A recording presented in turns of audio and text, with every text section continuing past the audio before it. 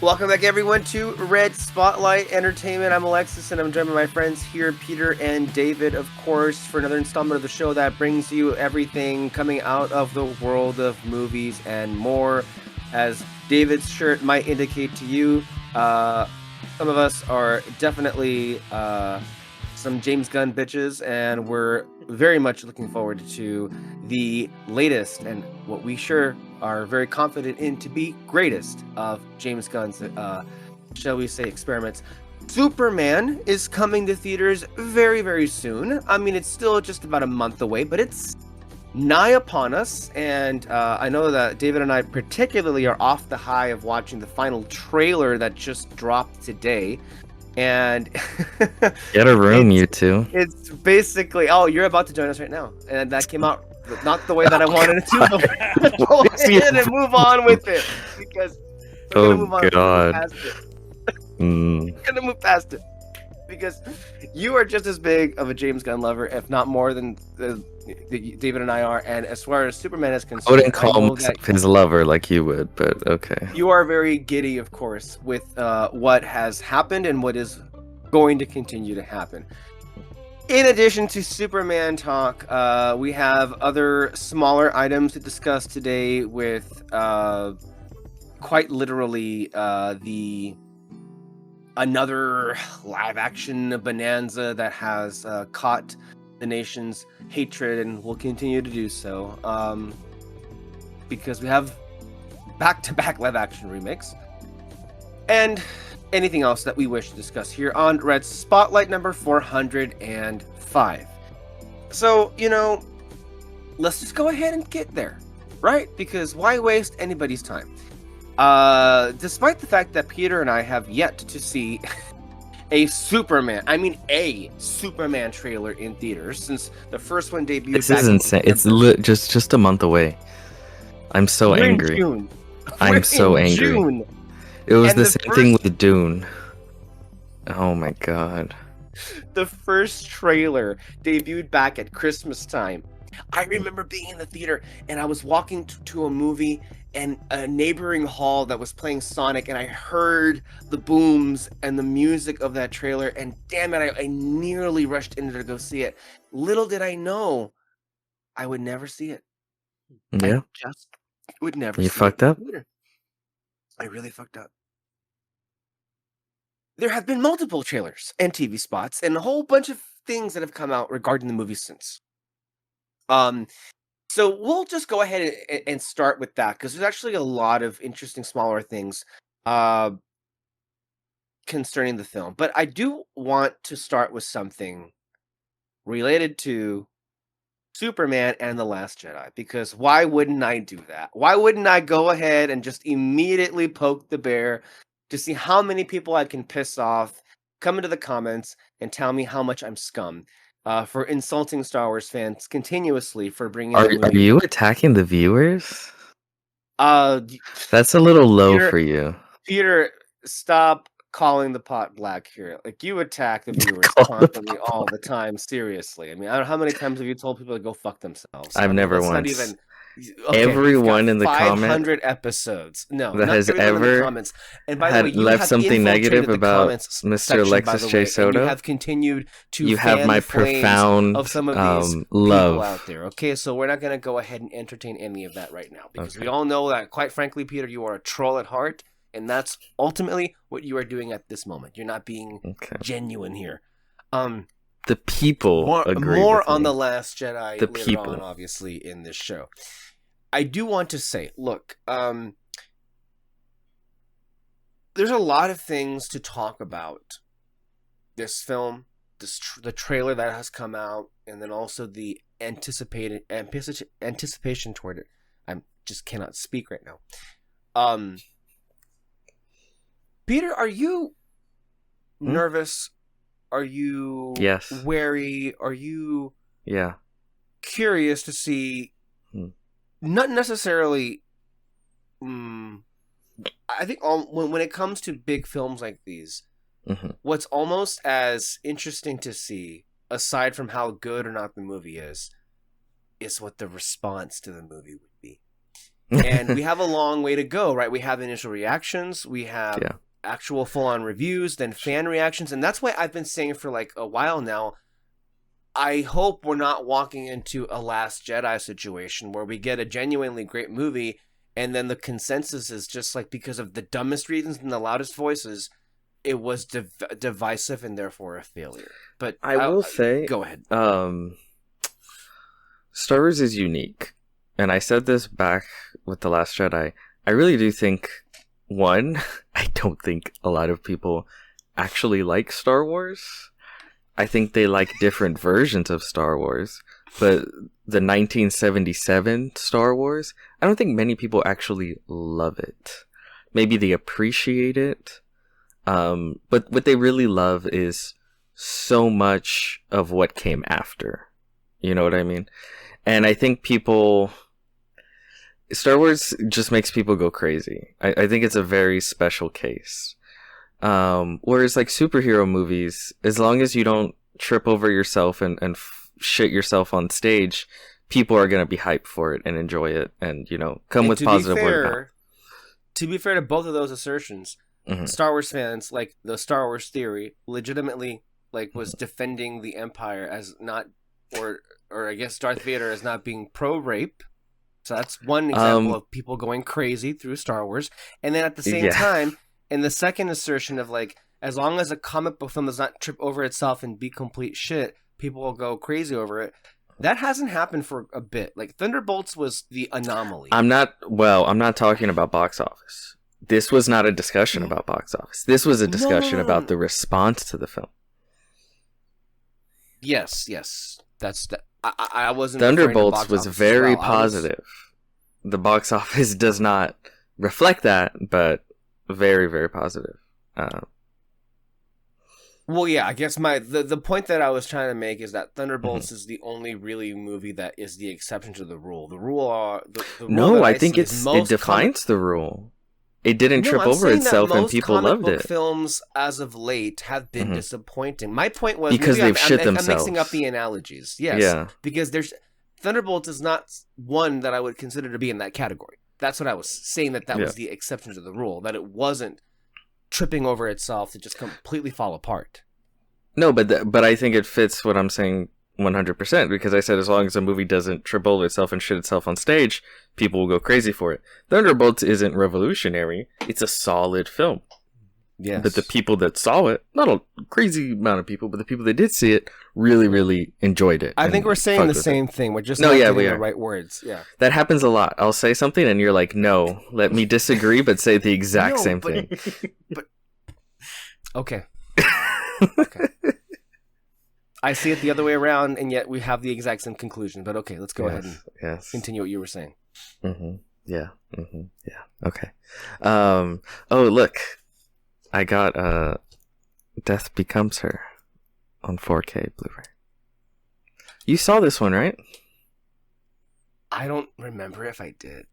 Okay. You would have remembered because I think this was one of the movies I wanted to do to the table with you. Because I knew you would absolutely adore it. There is a long list of movies that I'm sure I would have agreed to, but somebody canceled the show. I didn't cancel the show, okay? I'm not talking about you. I didn't cancel the show. COVID happened. 9/11. A lot of things happened.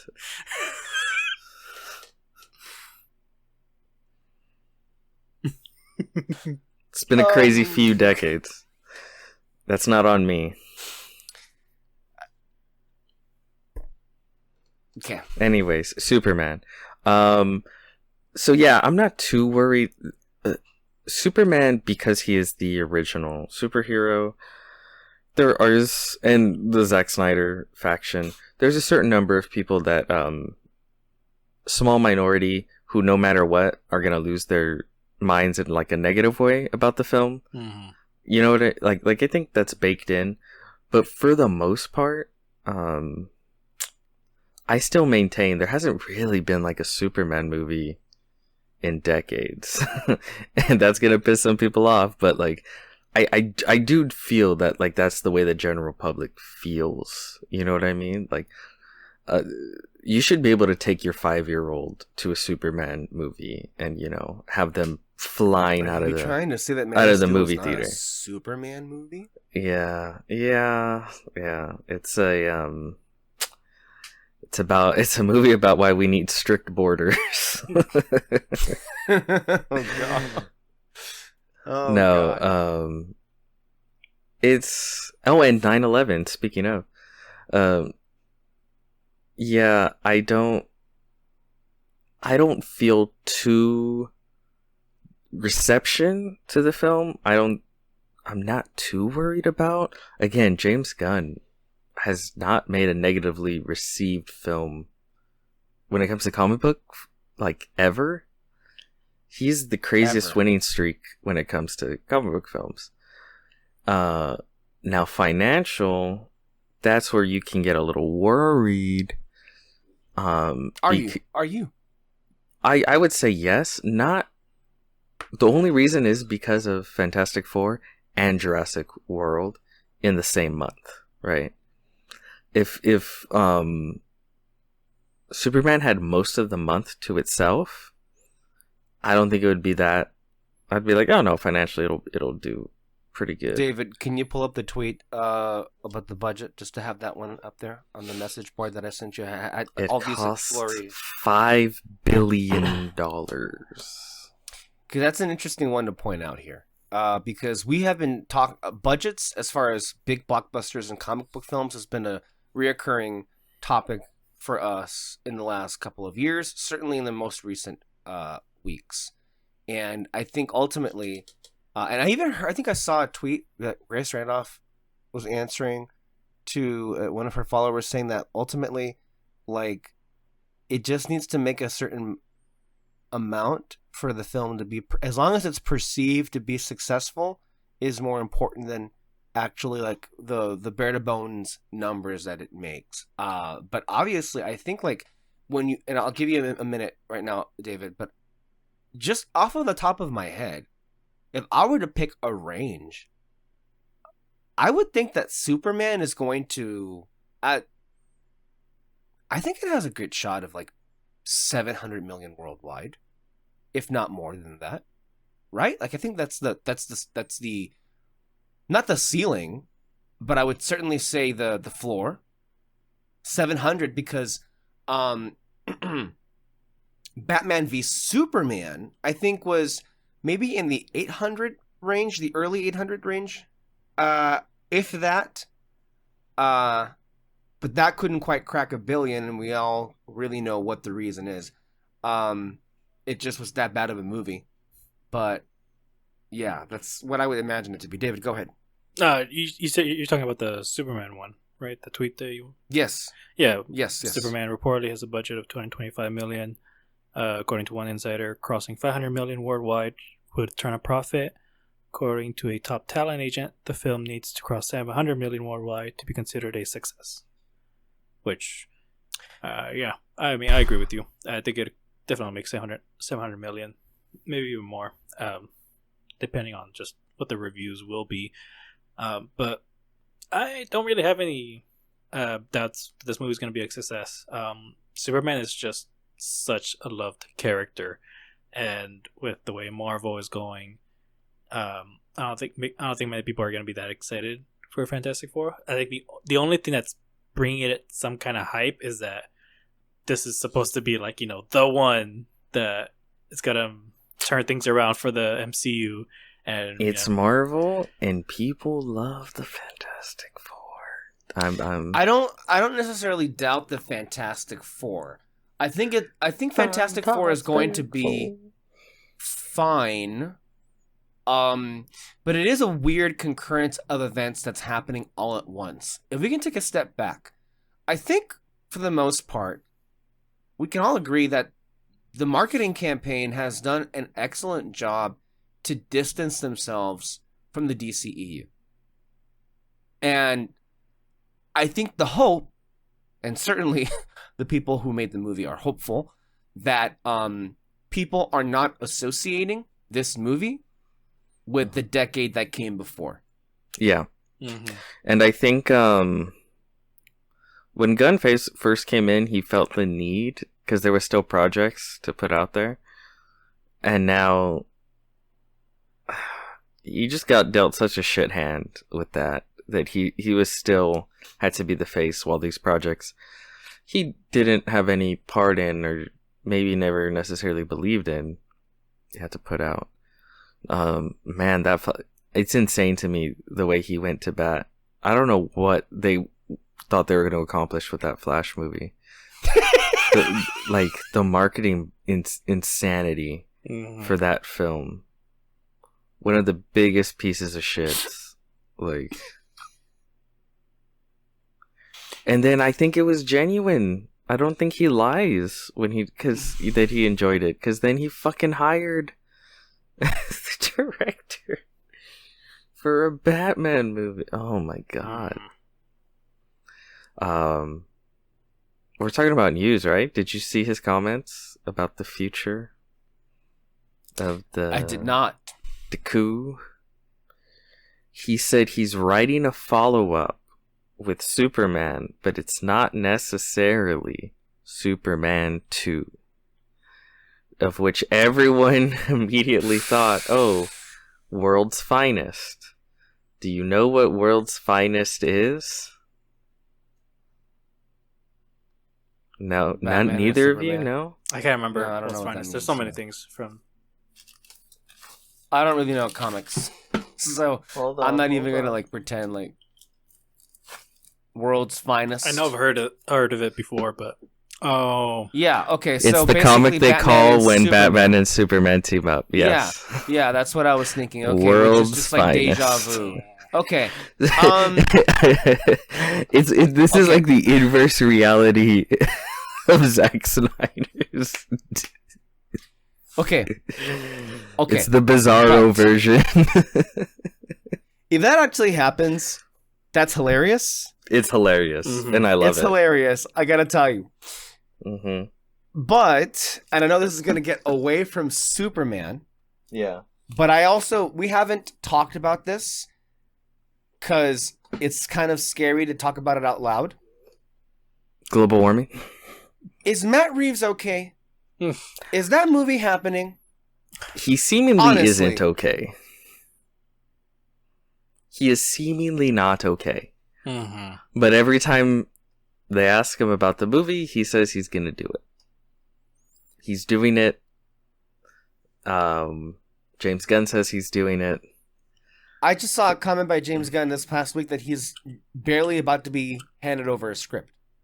Yeah, but he's also been saying that for like over a year now. yeah, they've been just one He person saying keeps different saying things like, after "Yep, another. I'm expecting a script soon," and then him still just not receiving a script. Dave, You know what I think? I think at this point they might have just killed it and just been like, "Never mind, we're starting over." But I think the Penguin hit, yeah, and it's like, okay, like people like this Batman and it world. won Like, awards, didn't it? And it probably will win more awards too. Yeah, in their mind, it's like, okay, there's a future here.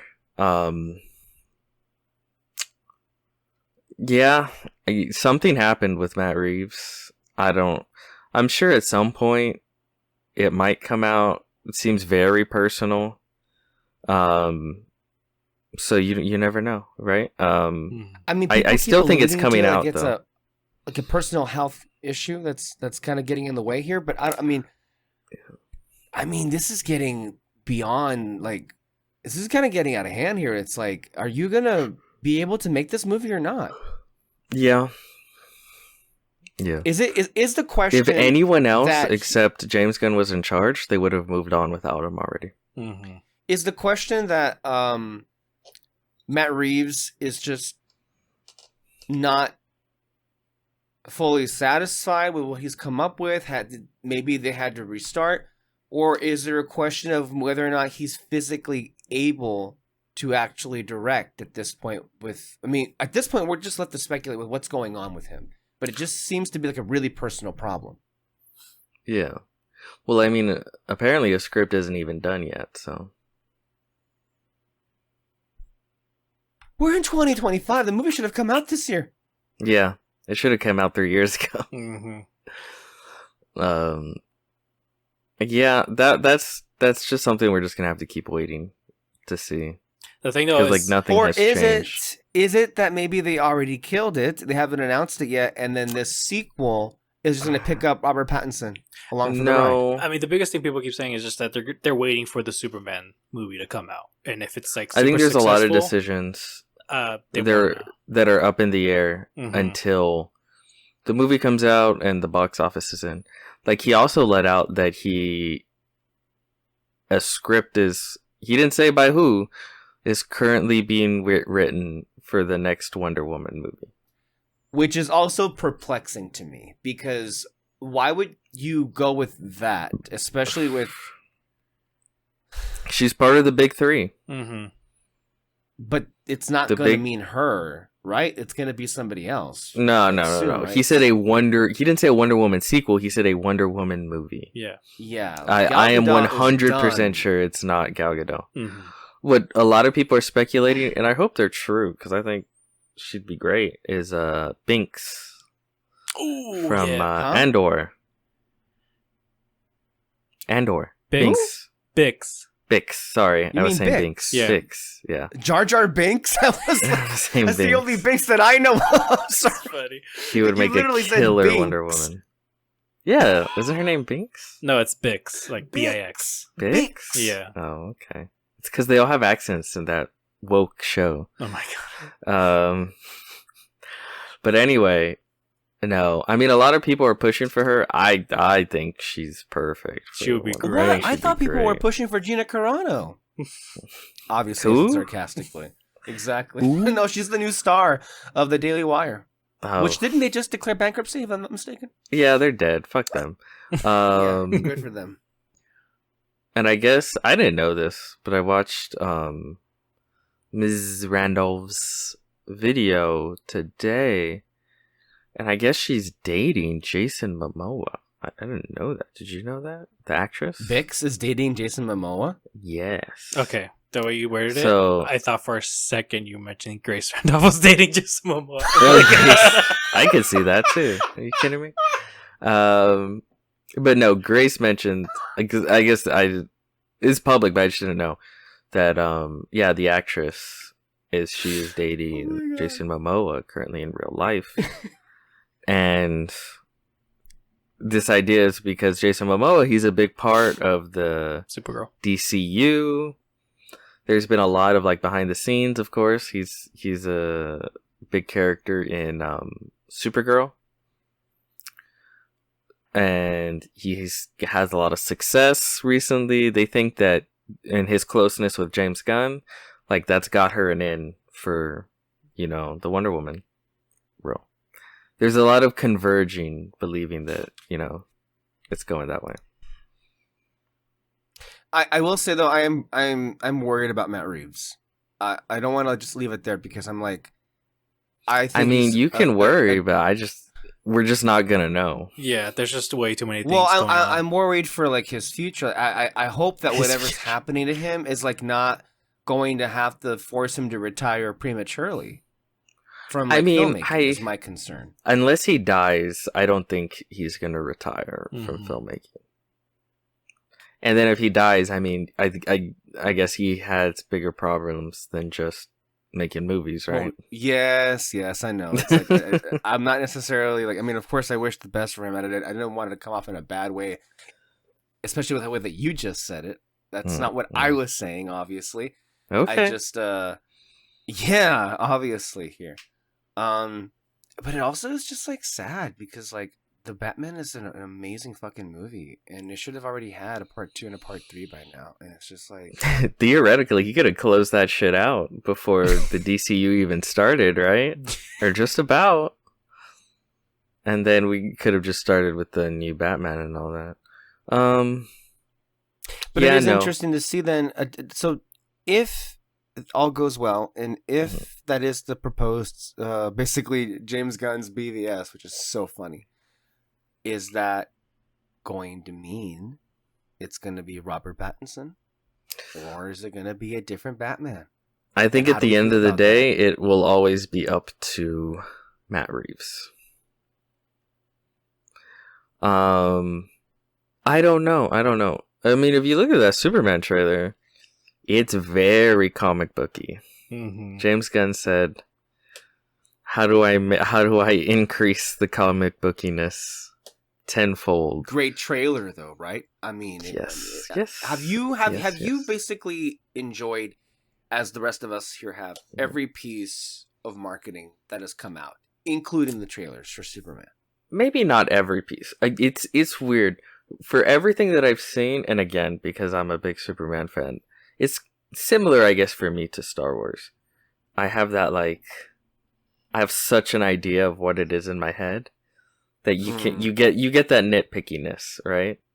Like the costume. One thing I will tell you. Uh-huh. Let me tell you something. Yeah, the costume thing is exactly where I was about to go. Yeah. Because I feel like I've been seeing it like for days now. It looks like, so much better in everything else than when they first showed it. Yeah, that looks great. It does not. It looks come on. The first time they showed it off, it was very baggy and like it looked good. It looked like a workout uniform. It always looked good. It always looked good. And I'm never gonna be a fan of the lines. Yeah. Okay, great. I don't know who publicly mandates that they just have random lines always. Just have it blue. Mm-hmm. Like, it's just have it blue. Everything else, like the cape is perfect. And I'm not crazy about the collar. I like the classic, the way it tucks in under in the back. But overall, like, obviously, it's like damn near perfect, right? It's just like little things here and there. And it's the same thing with literally everything else. Where it's like, visually, I'm like, oh, this looks great. Why is it blue? Why is it tinted blue? Right? Which I did see, I don't know if you noticed, I feel like the new trailer got rid of some of the tint. It doesn't look as tinted blue in the new trailer. It moved too quickly for me to be able to tell, if I gotta be honest with you. It's just because there was scenes. I noticed with the scenes that had been in like the first trailer that they released. And I'm like, okay, yeah. Like I can tell some visual differences. So I don't know, there's little things. Like for me, here's a shot that I found, I guess, with the collar involved. Do you see what you're saying here? No, I'm talking about the back. Oh. You know how it's like see the collar. Yes. Collar kind of pops I know what sort of, and then in the middle of it is where the cape is.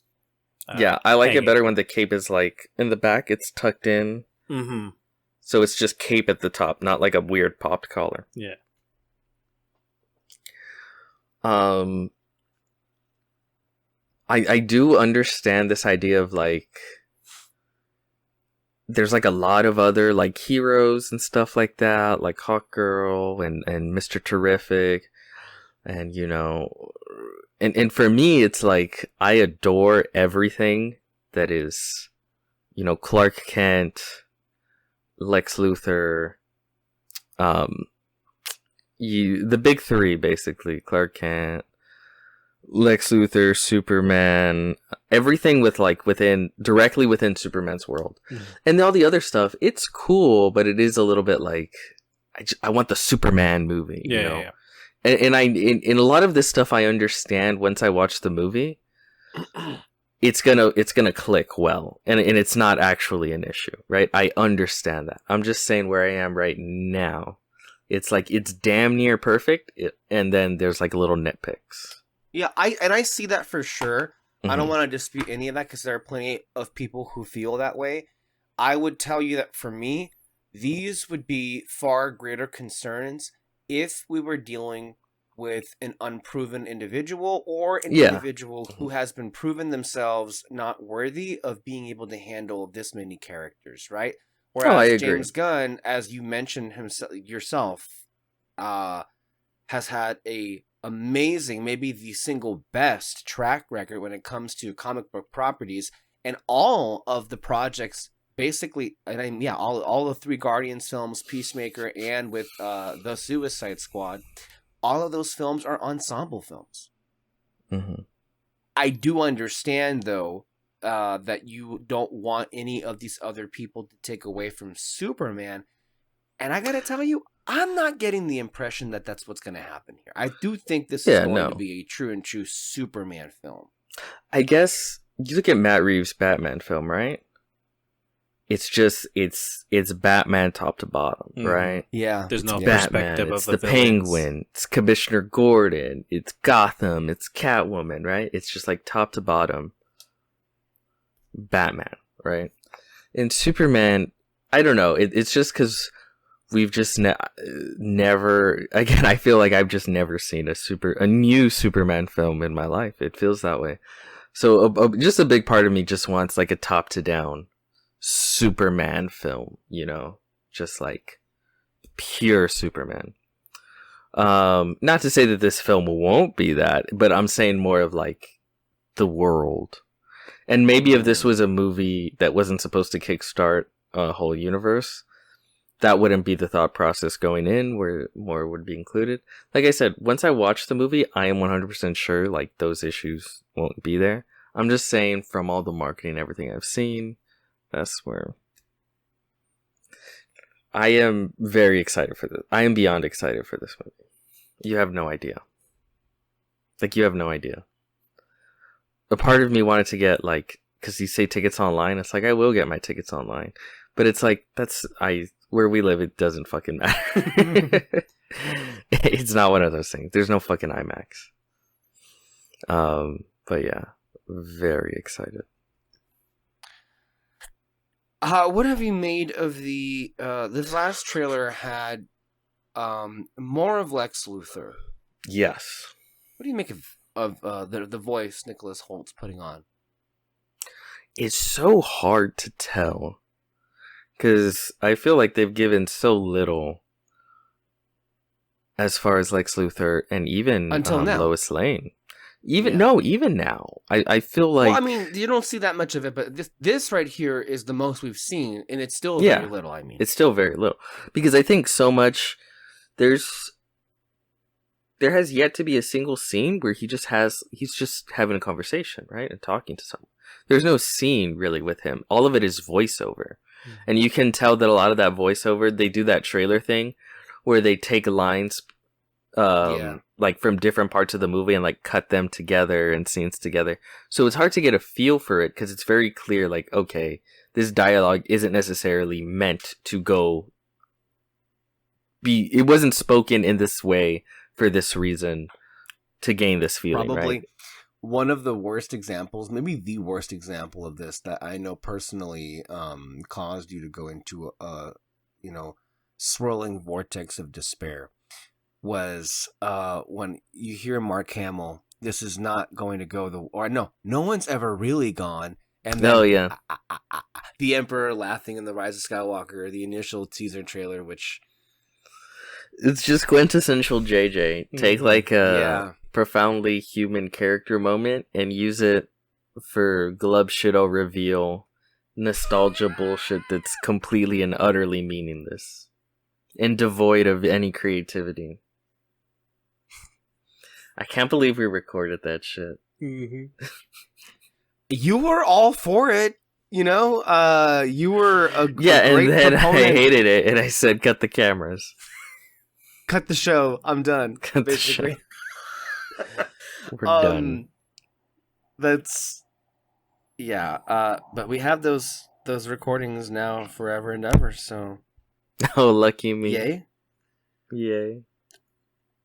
There's also this interesting clip here about the trunks. Biggest questions was, were we going to have trunks, or we were going to not have trunks? I talked to Zack Snyder, who was like, I tried a billion different versions with the trunks, and I couldn't get there. And I was feeling exactly the same way. I went in with David. He tried in not trunks, and he tried in trunks. And I still was going to go with not trunks. you wanted trunks in theory. You liked the idea of trunks. Theoretically, I liked the idea of trunks because it's, Superman I grew up with. But the problem is they look kind of silly. You were looking for a way to make them look cool, or you were looking for a function, an explanation for having them. A reason why they would be there, yeah. And my thing was just maybe they're supposed to look a little silly. Maybe the reason he wears them is to look a little silly, basically to undermine how powerful he really is. In this version of the DCU, everyone knows he's an alien. He shoots beams out of his eyes. He can blow things down with his breath. He's sort of this terrifying creature, but he really likes kids and human beings and people, and he wants kids not to be afraid of him.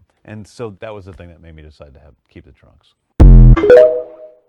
We may have already talked about this at length, but like, why is there so much apprehension about this one part of the costume? It's insane to me. Yeah. Because to me, it's like, I think that's a really cute and well thought out idea for the trunks. My reasoning would be because he's Superman. Like, that's what he looks like. It's a superhero movie. Functionality, the fuck are you talking about? It's Superman. Yeah, so it's but then also to the way I do think it's funny that that's such a sticking point for so many people. Maybe really for everyone, it seems. Yeah, but also like the reasoning in the comics too is like it's perfectly fine to use that too, where it's just like he wants to look kind of ridiculous in a way, like the way they were explaining it too. It's like he wants to look ridiculous, colorful, and all that, so that he doesn't look as intimidating for other people.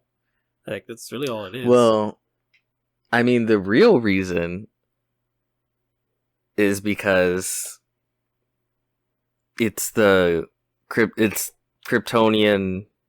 It's the way the Kryptonians dress. Mm-hmm. That's what it's supposed to be. It's Kryptonian garb, basically, and then that's why the S is there. That's his family crest. Stands for hope. You know the whole shindig. That's the real reason, or at least the reason given within the comic itself. Like it's heritage, which to me I like more. But I'm okay with them not originally viewing Superman as an alien. But I think that comes from my love of Superman, what is it called? Bashes the Klan or fights the Klan? Smashes the Klan. Smashes the Klan, yeah. Mm-hmm. That's a great comic. Have you read it? No, yeah, we brought it up Yeah. before. I got it. I kind of love that angle where they originally think he's human and he sort of struggles with his alien identity. Mm-hmm. And that's such a cool story. Yeah, it's so great. But no, I mean, but I think it's also a really neat spin on it of like, I know that I scare everyone and I don't want them to be scared. I want them to see me and feel invited and welcome and all that stuff. So I think it's great explanation, but I'm also someone that genuinely doesn't need the explanation. Yeah, it's just like, no, that's Superman. It's just his costume. It's fine. Yeah.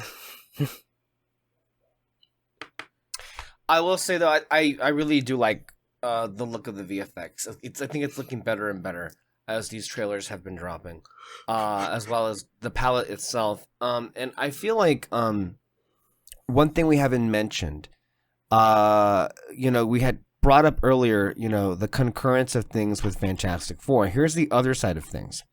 At the moment, has there been another Fantastic Four trailer that has come out? Because I've only seen the one. Fantastic Four. There's the one with the Silver Surfer. So is it one or is it two? There's two. Okay, I've the only first seen one. that announced it, and then the second one with a lot more of the Silver Surfer in it. I've seen the one that played in front of Thunderbolts. I don't remember that one. Yeah. I don't know. Okay, well then I don't know. The point is, about a year ago, I think you were saying that Superman had wrapped, and they were basically gonna have like a whole year to do VFX, and I think we're beginning to see the payoff for that. And while they wrapped, Fantastic Four was beginning. And then, of course, these movies are basically coming out 2 weeks apart from each other. Grace Randolph tweeted about a few weeks ago that from a test screening of the Fantastic Four, that the VFX were only around 25% done, which sounds about right for Marvel. Sounds about white. Marvel's gonna Marvel. And we'll see how it goes. I ultimately agree, Peter, that a Fantastic Four movie is going to do well no matter what because of Fantastic Four, in the same way that Deadpool and Wolverine did very well, in the same way that Spider-Man No Way Home did very well, where it's seemingly because of the name of the comic book character was so popular, it didn't matter the surrounding drama or just like blaseness that people had of like the films. Well, yes, but also just the films that were coming out before or after it, whether or not they were any successful or not, it did not matter. The characters themselves were very popular, that it propelled them to, to the stratosphere. However, we should mention, Captain America, Brave New World. I forgot what it was even called. Did very poorly. Yes. And it was very bad. Thunderbolts was a breath of fresh air for all of us. We enjoyed that film thoroughly. Yeah. But it didn't do that well. In fact, it apparently is going to lose $100 million. Thunderbolts is the definition of too little, too late. Mm-hmm. And that sucks because I super enjoyed Thunderbolts. But people are burned out on Marvel. And it's their own fault. Yeah. They released lame shit after lame shit over and over and over. Honestly, I think for a lot of people that last Captain America movie was maybe the last straw. Because people love Captain America. And they're like, okay, let's go see a new Captain America. Sure, fine. And then it was just fucking lame. Mm-hmm. So it's... And it wasn't even like bad in an interesting way. It was just lame. No, it was just lame. It was just boring. It was just, why did I waste 2 hours of my life? There's just nothing. It's just nothing.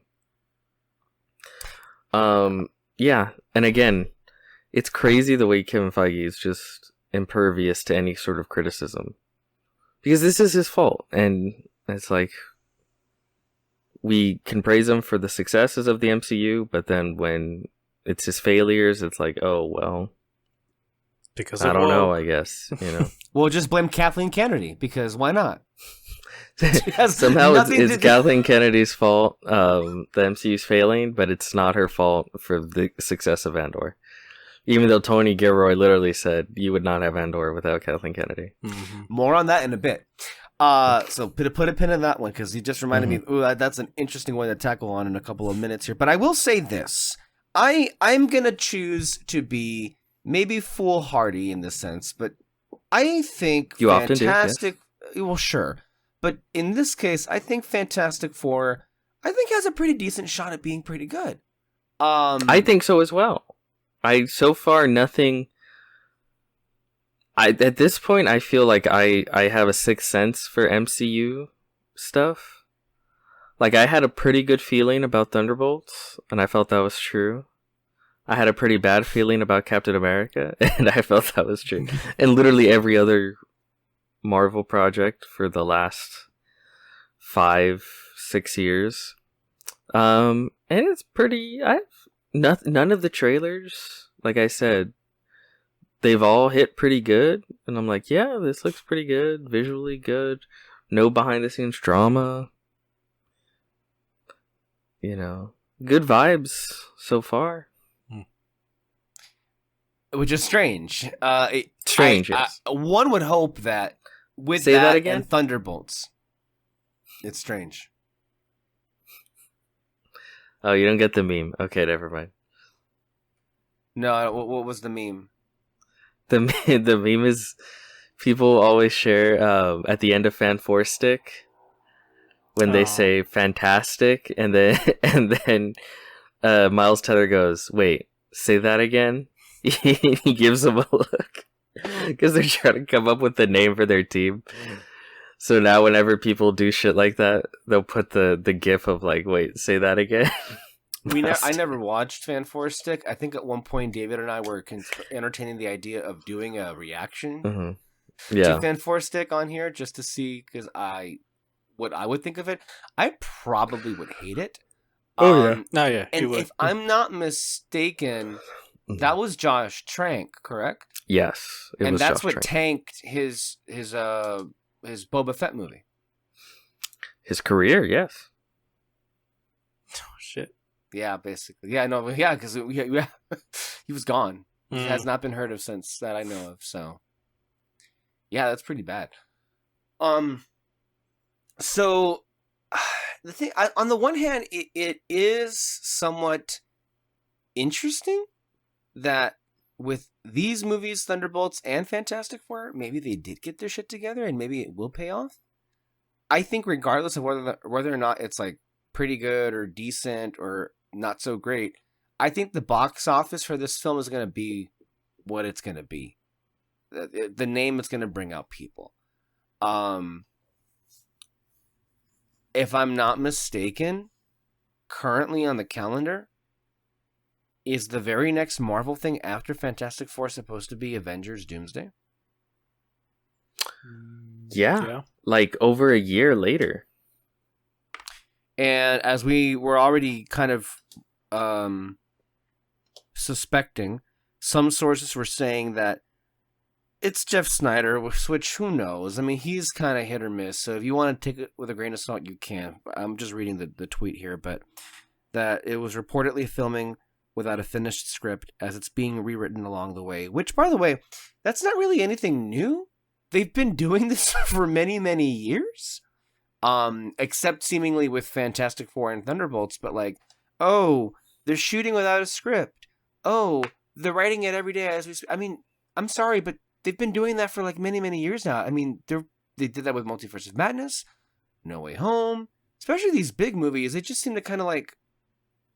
So again, when you make a movie this way, I feel in a large way you're setting it up to fail.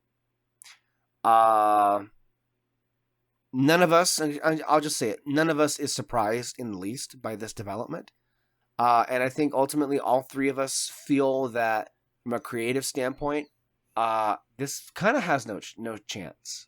And I think no chance in terms of like being able to pull off what they're trying to pull off with this, which is like Doom. It's gonna be tough because people the second that first trailer hits, everyone that's critical of it is gonna go like, it's Doctor Doom, and look, that's the X-Men, and they're wearing their classic costumes, and like it's gonna make all the money. Like, I don't know what to tell you. I think honestly, it would take some time after the movie came out for the hype train to die out, for people to properly, depending on how bad it is. But I think it'll take a little time after it comes out for people to properly assess the actual, what do you call it? Just the actual, how good or bad the film actually is. Please. I think it's a real possibility that, considering how awful the Russos have been at directing these last 5 years, that they may pull out some pretty bad shit with this movie. And I wonder, and again, correct me if I'm wrong here, but isn't the follow-up Avengers Doomsday 2 or whatever it is, or I guess, no, Secret Wars, right? It's called Secret Wars? Secret Wars, yeah. Yeah. Secret Wars is supposed to technically come out 2027? Though, unless they push that one too. Mm-hmm. Okay. Is there an interesting... Well, maybe not interesting is the right word. Is there a possibility that if the movie ends up being that bad, and filming still isn't completed on Secret Wars, is there a chance they change things along the way even more so, responding to what happens with the Doomsday? Oh yeah, for sure. Oh yeah, for sure. They don't stick to a script at all. They'll make the necessary changes that it is, and if the first one looks ugly, then the second, you can expect the second one to look even worse, because they'll respond to what people were saying and all that. I think their response is always going to be the same, to just go even harder in on the Nostalgia. the nostalgia crossover cameo stuff, right? Like I think that's just the answer to every warning side. You hit the fucking cameo button, the nostalgia button, and that's I don't it. understand. Was J.J. Abrams busy? He couldn't have come in to direct this movie? I mean, he directed 2 Star Wars I guess he films. doesn't direct anymore. Surely he would have, like, I don't know, an inkling to do something. I don't know. Doesn't, as you said, I guess he just doesn't work anymore. But I guess it's going to be interesting to see. I mean, both of these movies are going to come up pretty soon, and I think it's going to be an interesting time. I think there are some people who foolishly hope that there is going to be, like, positive discourse. I don't have any faith in the internet to provide that. So I think, regardless of the quality of the movie, I think we're going to be in for some pretty wild takes regardless. Probably, yeah. Mm-hmm. That just seems to be the kind of, like, where we have, like, moved into the space that we inhabit. Earlier, something was mentioned. Somebody's name, Tony Gilroy, which, by the way, we should say, Tony Gilroy and the cast of Andor, along with Kathleen Toe, they have been making the rounds, because they're seriously doing a lot of press for their Emmy campaign. Have the nominations been announced yet? No. I don't know if they've been announced just yet. I can't recall, but I think they're trying to seriously win something, and I hope that it works out for them. I think it would be great, honestly. I don't think a genre show besides Game of Thrones has really, like, dominated at the Emmys, but I think it would be wonderful, and I think it would send a wonderful statement if Andor were to, like, somehow pull it off. Although I think is, again, I don't follow TV all that much anymore. I don't know what its competition that it would have to overcome primarily would be. Some people thought it would be The Last of Us.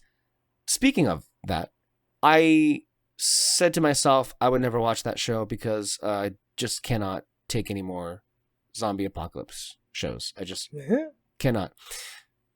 The Last of Us, all of you loved the first season. Yes. Mm-hmm. How are you guys feeling on the second season, which from what I have heard has not been as good? I haven't seen it. I haven't seen it either. Yeah. What have you heard about it? That it's bad, but the thing is, it's from the same people who also disliked the second video game, which is what's adapting. See, that's the thing. I haven't played the second video game, and I feel like a lot of the issues people have are in comparison, which is funny enough to the second video game. Because I heard this second season was not even the complete second video game. Like, they split it up. No, yeah. They split it off. They're gonna split it off into two. They said that before they even started shooting that they were gonna do that. And I hear that didn't help things.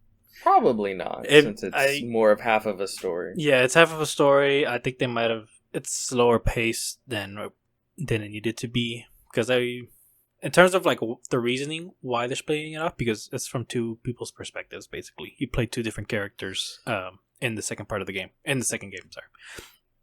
Sorry. And I feel like you kind of didn't need to do that for this show. I think you could have done a whole season with both perspectives, but they want to build it out. From what I remember, I think The Last of Us Season 2 is airing alongside Andor Season 2, and I think, like, as The Last of Us was imploding, Andor was just, like, reaching new heights based on, like, the reception that I've been reading and hearing. Is there any other show out there that has, like, been, like, in the discussion?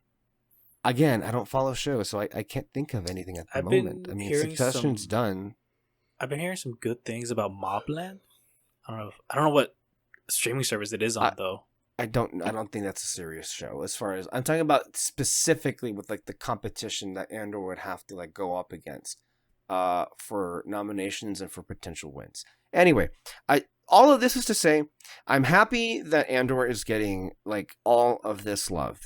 And I'm also very happy to just see that Tony Gilroy is not only going on like a whole bunch of press junkets, but he is just seemingly a very likable guy, in large part because he is just kind of laying it all out there. I want to play this real quick. Making a show is not like shacking up for the weekend. It's a long-term commitment, and so we showed a lot of work beforehand, and we both. I mean, we really looked at a lot of different things and showed a lot of skin before we got started. But well, I mean, yeah, and even then, when we started with Zana, we didn't, we had no idea what we were doing. We were very naive, and this is the first television. I never did TV before, but and so I was really naive about what it would take, and I was going to direct 3 episodes and do all these different things, and we got there, and I think if COVID hadn't happened, there'd be a bunch of really great trade stories about one of the most incredible failures of all time. And fortunately, COVID happened, and we got to reset everything, and we reset our show. We did. I mean, and Zana, is that the truth? Is that true? Silver lining and everything. No, but I mean, well, that's the story. I mean, that guy's just funny.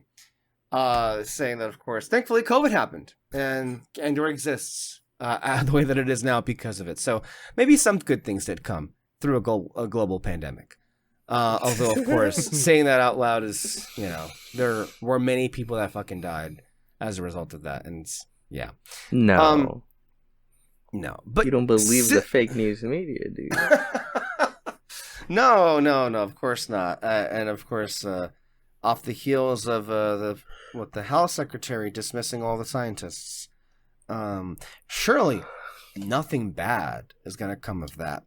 But I will say this, in regards to what you were saying, Kathleen Kennedy's tenure is very complicated, but I think the thing that she should be given credit for is not universally, because there's obviously exceptions, especially with Lord and Miller, but honestly, I think for the most part, she really just seemed to defer to the people that she hires.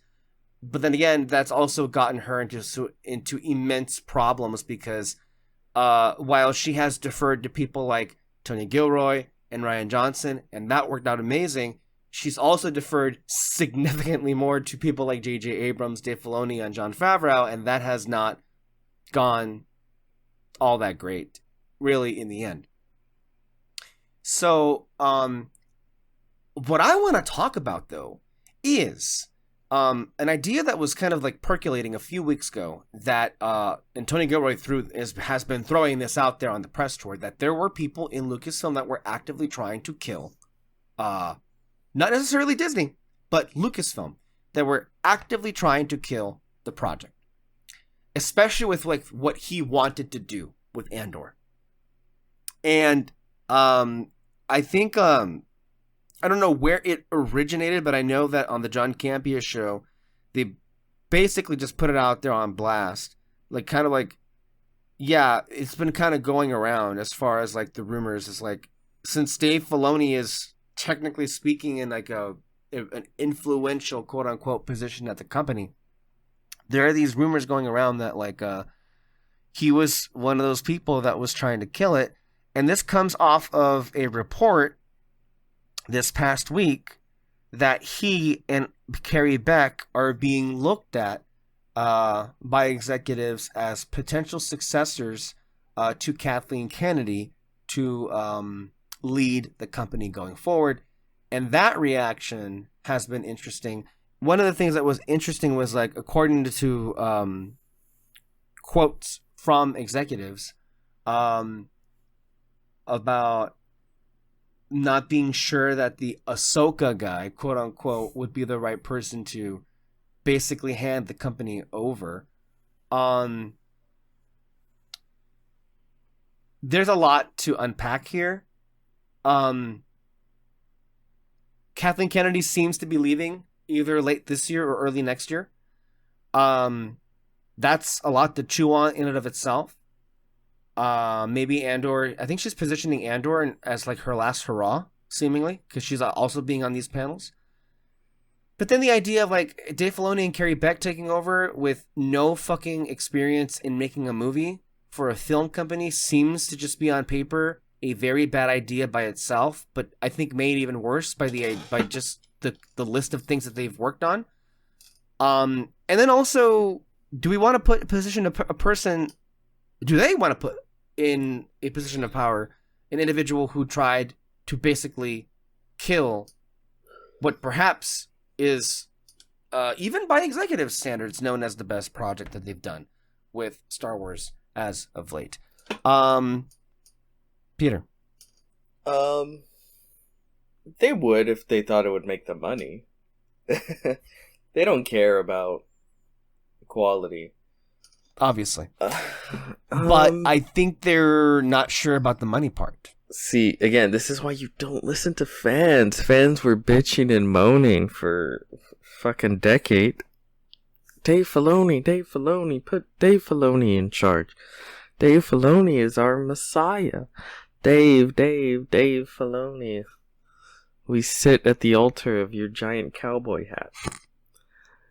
And then he starts doing shit, and they're like, oh, a lot of this ain't good.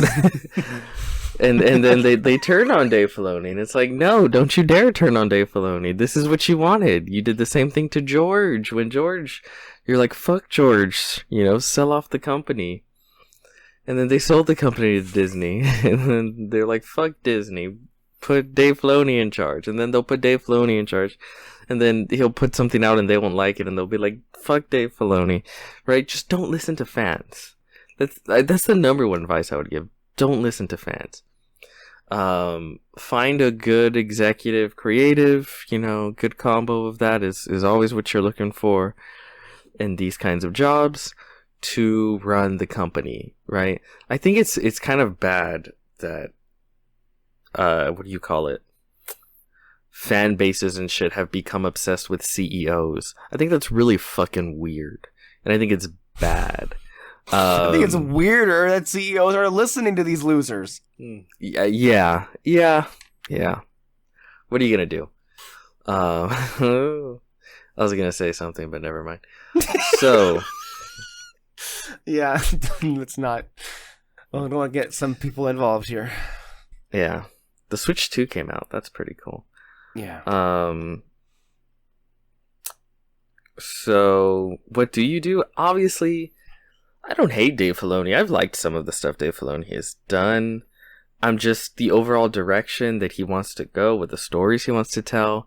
I'm just not crazy about them. I think a lot of the biggest trends in Star Wars that I personally just completely dislike were either started or perpetuated by him.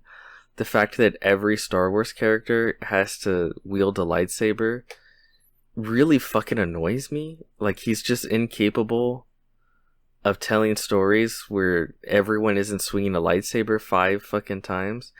Clone Wars, I understand. He introduces the fucking, what do you call it?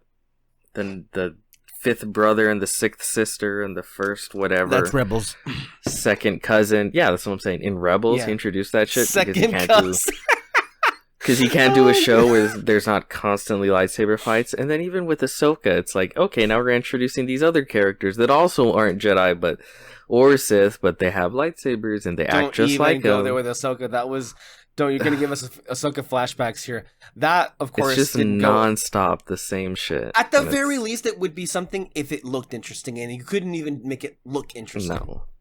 No. And again, it's just something like Andor. It's like, oh god, I love this. It's perfect, amazing. Give me 20 more, and again, 20 more, not spin-offs of Andor or shows exactly like Andor with the exact same tone. I'm just talking quality, just thought process put into it, and an understanding that Star Wars. Again, I don't know how many people actually like the original trilogy. The cool thing about Jedi within the original trilogy are just the scarcity of it, right? I think Jedi have become so... The reason Jedi have become boring is because people can't leave them the fuck alone, right? Like tell stories. coolest thing about Star Wars, and I guess we're gonna do a whole video soon about this anyway, so you'll hear this again, is that it's about regular people. So much of it's not, they're not superheroes, right? You fucking Porkins and the rest of the people in the rebellion, they're just regular fucking people. Han Solo is not a superhero, it's a regular person. Princess Leia is not a superhero, she's a regular person. Even Luke, he's trying to be a Jedi, but I think the part where he comes off like a superhero is when the film explicitly states he's the least like a Jedi. Because that's not what it's a fucking about. That's what makes Star Wars interesting and special. But now Star Wars is just the fucking Avengers. That was one of the things that annoyed me with, like, The Mandalorian. Everyone that shows up has to be like, oh, I'm a cool fucking looking badass that can kill everyone in 2 seconds, and we're putting a team together of other cool looking badasses that can kill everyone in 2. And it's like, alright, like, this isn't Star Wars. Star Wars is about characters like Cassian Andor. It's about characters like that fucking bellhop and Gorman, right? Like, that's fucking Star Wars. So yeah, Dave has just kind of perpetuated a lot of the trends. Again, I don't think he started all of them, but he's leaned into them and perpetuated them, and just everything that he's pushing just is very uninteresting to me. I'm done with the clones. Fuck off, Rex. I'm sorry. I'm sick of it.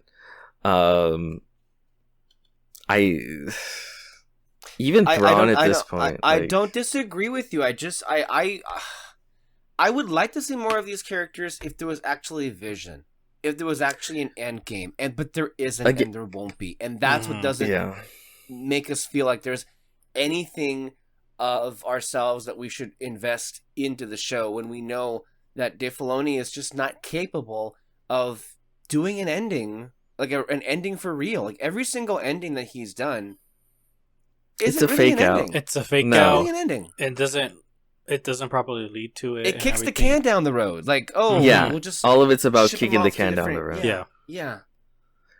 And what ends up happening is he just tells the same stories over and over.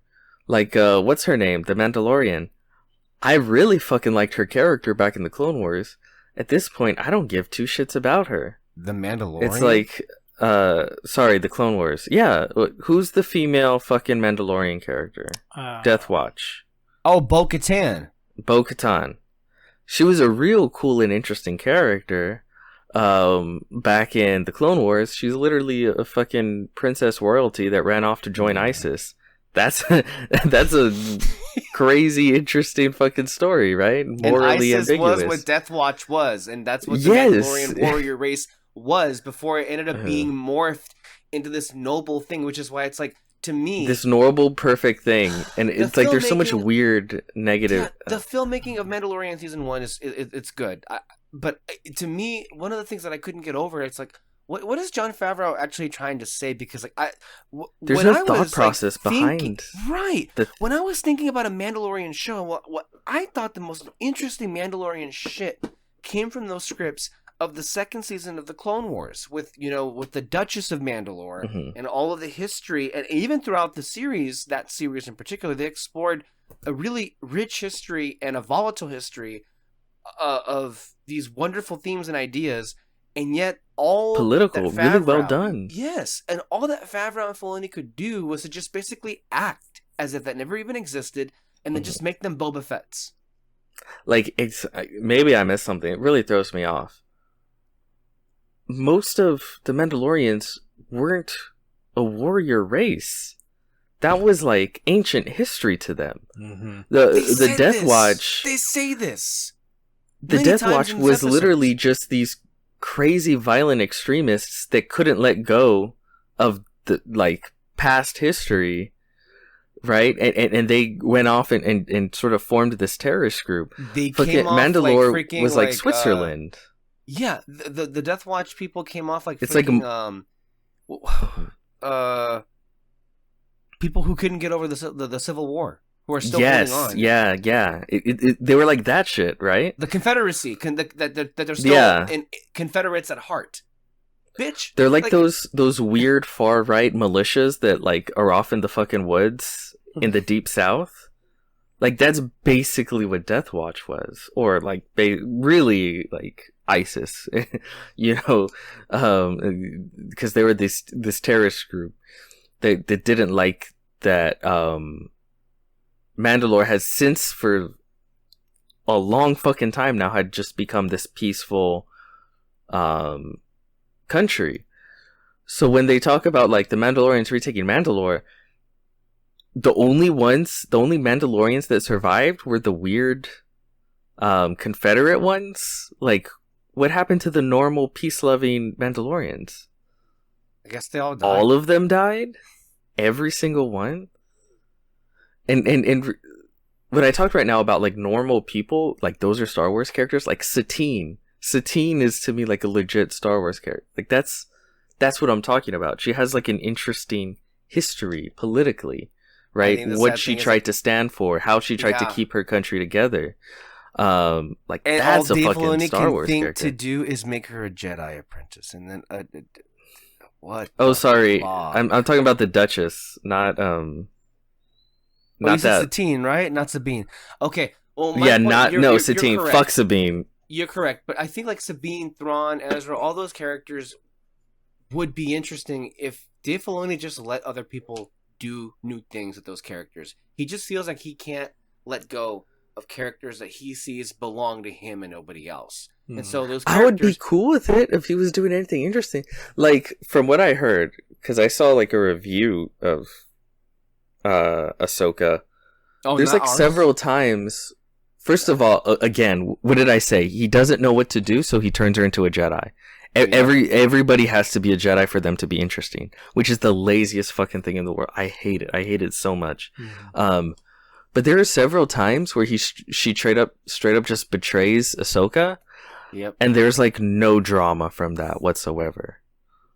Like there's no emotion. Well, there can be no drama because Rosario Dawson is being directed to have no emotion in her face. No, but that's what I mean. It's not written on the page. It's not directed that way. It's like she betrays her and then she sees her and then she forgives her and she's like, "Oh yes, you know, the Force works in mysterious ways." It's like, bitch, what? Like, yell at her, scream at her. There's no drama. Be like, look at what you fucking did. There's no drama or any sense of like pressure within each scene. I remember we were going on and on. Tension. Tension. Know? Like, we were going on and on when Sabine met Ezra at the planet, and like we just kept pointing out multiple times. It's like, tell him why you are here. Like that is important information, and that needs to get you moving. But for some reason, she isn't. And mind you, the information is that she's here because fucking Thrawn is gonna come back to the other galaxy and all that. And she's not telling him this, and we're just kind of like, why? There's absolutely no reason for you to withhold this information. From what I understood, she dooms the whole galaxy to Thrawn's rule because she wanted to find Ezra. Mm-hmm. Basically. Even though she knows, first of all, they're not that fucking close. I saw the show. Like, she could live without him. She wouldn't doom. She wouldn't pull like an Anakin Skywalker. Years, as a matter of fact, without him, so I think she should be good with that already. Yeah, but literally against his wishes, she dooms the whole galaxy to Thrawn's rules and plunges them into another civil war, knowingly, just to find Ezra. And Ahsoka doesn't have some choice words for her. Fucking Ezra doesn't have some choice words for her. Like, hey, bitch, I sacrificed myself for a reason, and you just completely undid it because why? Again, I just feel like we're just gonna get lost in a web of problems. Thrawn shouldn't even be involved with the Empire anymore. There was an interesting idea of Thrawn and Ezra coming together to stop an unknown entity that was much more threatening that they were originally going to explore and then they abandoned. On top of the fact of... But that's not nostalgic. And they haven't even also... And I guess they're not going to address what the fuck was Ahsoka doing during the time of the Galactic Civil War. You know, for all the bitching, whining, and moaning that people are saying, like, why did Luke go to Octu? What a coward. Fuck him. Fuck Ryan. why isn't that energy being thrown at Ahsoka? Because I mean, hello, like where the fuck was she? Yeah. Mhm. Again, Also, and I keep forgetting to say this, but I forget every time we talk about her, but I really want to make it known right here and right now. It's so ridiculous that the reason Dave Filoni didn't kill Ahsoka, didn't have like Anakin kill her, is because he didn't want like Ahsoka to be like just this stepping stone, you know, in Anakin or Darth Vader's character. He didn't want that like them to be intrinsically tied in that way. And if that's just completely untrue, because now the only time Ahsoka ever appears is that so she can talk about her master. She never shuts up about Anakin. It's always brought up, and whenever people talk about her, they talk about her in the way that she is tied to Anakin. She has never been less of her own character since having her survive their choice meeting in Rebels, because all her character is now is just remember that she's the apprentice of Darth Vader, Anakin Skywalker. Everything. I think like I saw like half the dialogue in her show was talking to Yeah. Sabine about like my master this, my master Yes. that, my master. Yes. It's like yes. fuck, shut It's up, bad. move on. Also, He didn't like, care about you. He wanted his son. Yeah. I think Dave thinks that the choice to have Ahsoka alive during the original trilogy is that, and the job that Ahsoka is doing is that she's quote unquote in exile, like Obi-Wan and Yoda. I think that's what he thinks is going on with Ahsoka. That she's just choosing to stay out of it because she feels that she failed her master. If I were to guess, maybe that's what he thinks is what is going on here. That could be interesting if it was ever on fucking screen. Mm-hmm. Like, you know what I mean?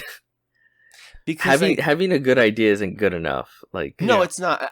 I'm not even sure that's what he. I'm just guessing. Maybe yeah, what he that's thinks. like a guess at what's Because going on. other than that, like she probably should have just died at the Twilight of the Apprentice.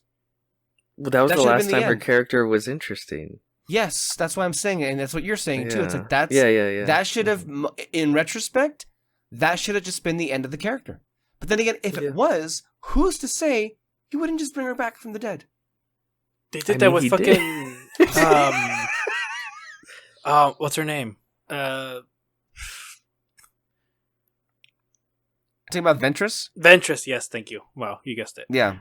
They did that To be with her. fair, I That's- will that's not literally have what any her Ventress character slander on does. this show. I will not have any. He got Ventress mad when slander. I did that last show. Don't worry, David. I will not I got have your any back, Ventress David. slander. And I tell I this got to your Peter, back, it's David. like we suffered through many endless years of all of these fucking people coming on here and having their moment. Oh, Cad Bane. Oh, Boba Fett. All this. And the minute Ventress comes back in, that fucking bitch. How dare we bring back dead characters? And of course, I mean, seriously, whenever they bring back a character that I like, then we have to turn on the ideology that we've been purporting for all these years. I'm not going to let it slide. It doesn't mean that I David, disagree with you. I'm just like, I'm I have mad. your back. Don't worry. You're not wrong, David.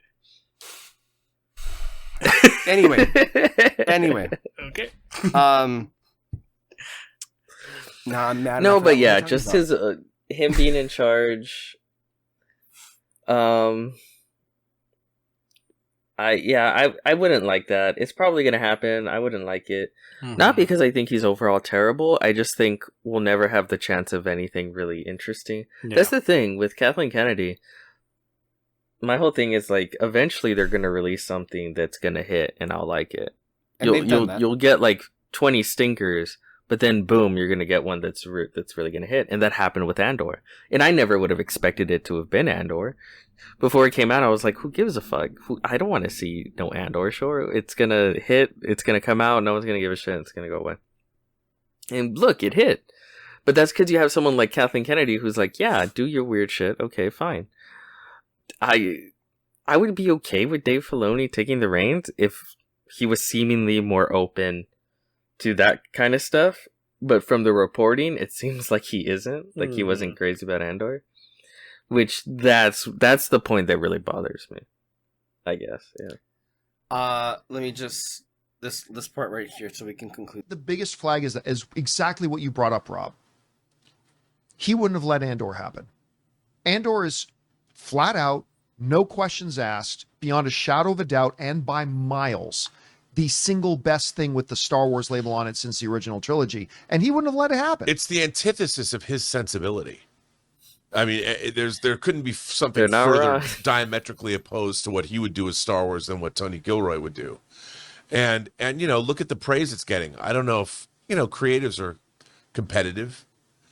I wouldn't, you know, I don't know how Dave Filoni's feeling about it now, but there was some scuttlebutt about how even Dave Filoni and Tony Gilroy might have butted heads a little bit during the production of Andor. So I don't know. I can't speak to that, but it wouldn't surprise me. I mean, you need somebody running a studio is you need to be able to deal with people. You need to deal with crazy producers. You need to deal with people like Dave Filoni strikes me as a pretty quiet, insular guy, not necessarily Les Grossman. And sometimes you need Les Grossman to run a studio. Sometimes you need Les Grossman in that chair. Campy had a really great, like, I think, death blow, like, argument against hiring Filoni. He has never made a movie. This is a He's about to. company. Maybe they're waiting to see his movie to see whether. But here's the thing. hand it to Movie, him. right? Yeah. Like movie, because it's the abandoned fourth season of a TV show being adapted. It's the same thing with Moana 2, the same thing with this Lilo and Stitch thing, which was just a Disney Plus project, and now let's roll it into theaters. And let's see Well, it what goes happens. beyond that. It's also kind of a remake because his movie is based on a story. You're talking about the Mandalorian movie, right? I'm not talking about that. I'm talking about his Heir to the Empire movie. But That's are we his still not movie. Are we still not far away from that? No, wait. Okay, am I mistaken in that Grogu and Mandalorian is not a Dave Filoni movie? Is Dave Filoni No, directing I that thought or it Jon was directed Favreau? by Jon Favreau. Oh. Is it? I'm sorry, they're interchangeable at this point. So Yeah. maybe I just mixed it up. That's No, I agree I- that they're like on the same page as far as. But I'm pretty sure. Let me look that up. Mhm. I could yeah. I have have to sworn. look it up too. I thought it because I know Heir to the Empire, which has not necessarily been confirmed. But that's what we suspect would be his movie. I just thought we would be a lot closer to Heir to the to that movie by that point, but it seems that's He's not an upcoming Jon Favreau. American film directed by Jon Favreau and co-written by Favreau and Dave Filoni. So he wrote it, he co-wrote it with Jon Favreau, but Jon Favreau directed it, which means the action will probably be slightly better. Yeah. Yes. But it's still going to be a Dave Filoni, like, to me, creatively, they're like on the same page, Mhm. right? Because especially that from The Mandalorian, from the second season on, feels just like another Dave Filoni. I don't. It feels just like Dave Filoni Star Wars. The There's quality. a reason why people are tying, quality, quantity. No, are the quality is the tying same in. with Mandalorian and Ahsoka. It's like Yeah. they're interchangeable. There's a very clear through line of like Clone Wars, Rebels, Mandalorian, Book of Boba Fett, Ahsoka show. Like they're very clearly following this same through line. Yeah. Bad With Batch, these same I would characters. also Bad include Batch in as that, well, but, yeah. But I'm gonna say this, but I think there are elements Which of I Bad bet had a Batch- non-ending as well.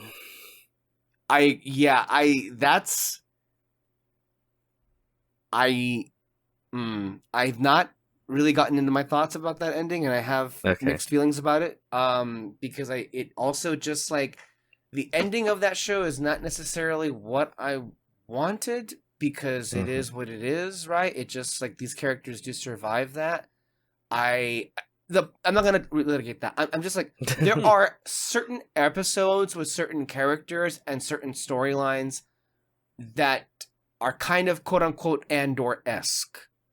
In that it's not to that degree or the quality of the show, but Yeah. it really has a carryover of themes as far as like a rising empire and its immediate oppressiveness throughout the galaxy. So Bad Batch, I think, shares some things with Clone Wars too, because Clone Wars also had some really interesting political deviations in the galaxy far, far away. So, but it also falls prey to Filoniisms, as you say. I mean, so I'm not gonna like dispute that whatsoever.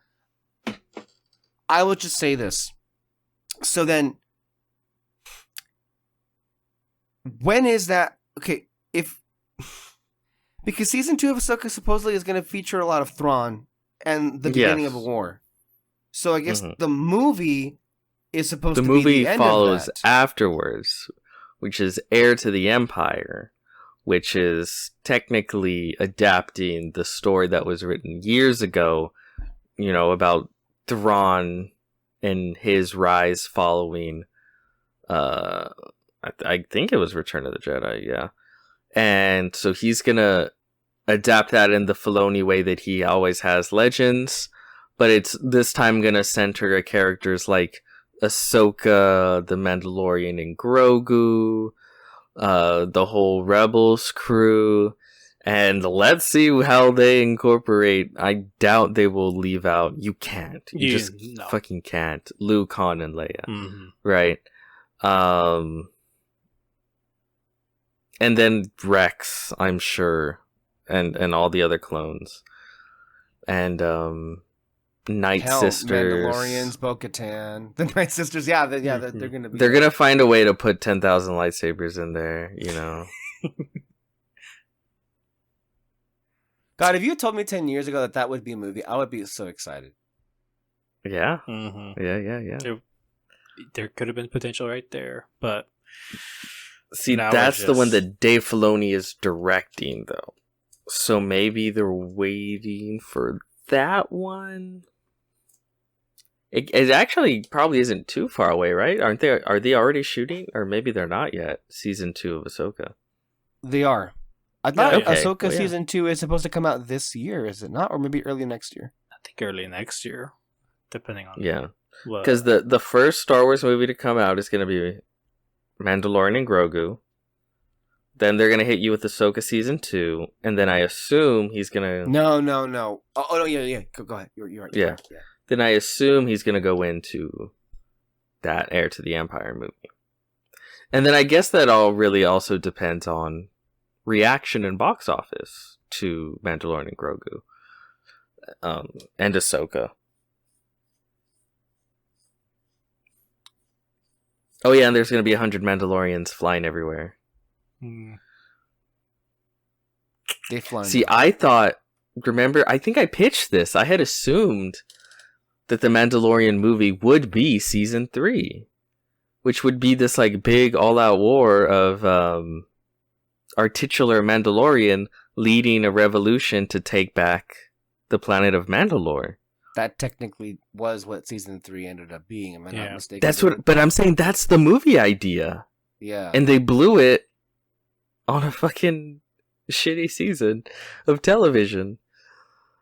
Because now I look at previews for Mandalorian and Grogu, and it's like, what's even the story? Like, what is this? They're just kind of taking on old Empire people? Okay, I guess. Story-wise, what meat on the bone is there? There's nothing. At least you can say there's like some personal connection thing with taking back Mandalore. But now there's nothing.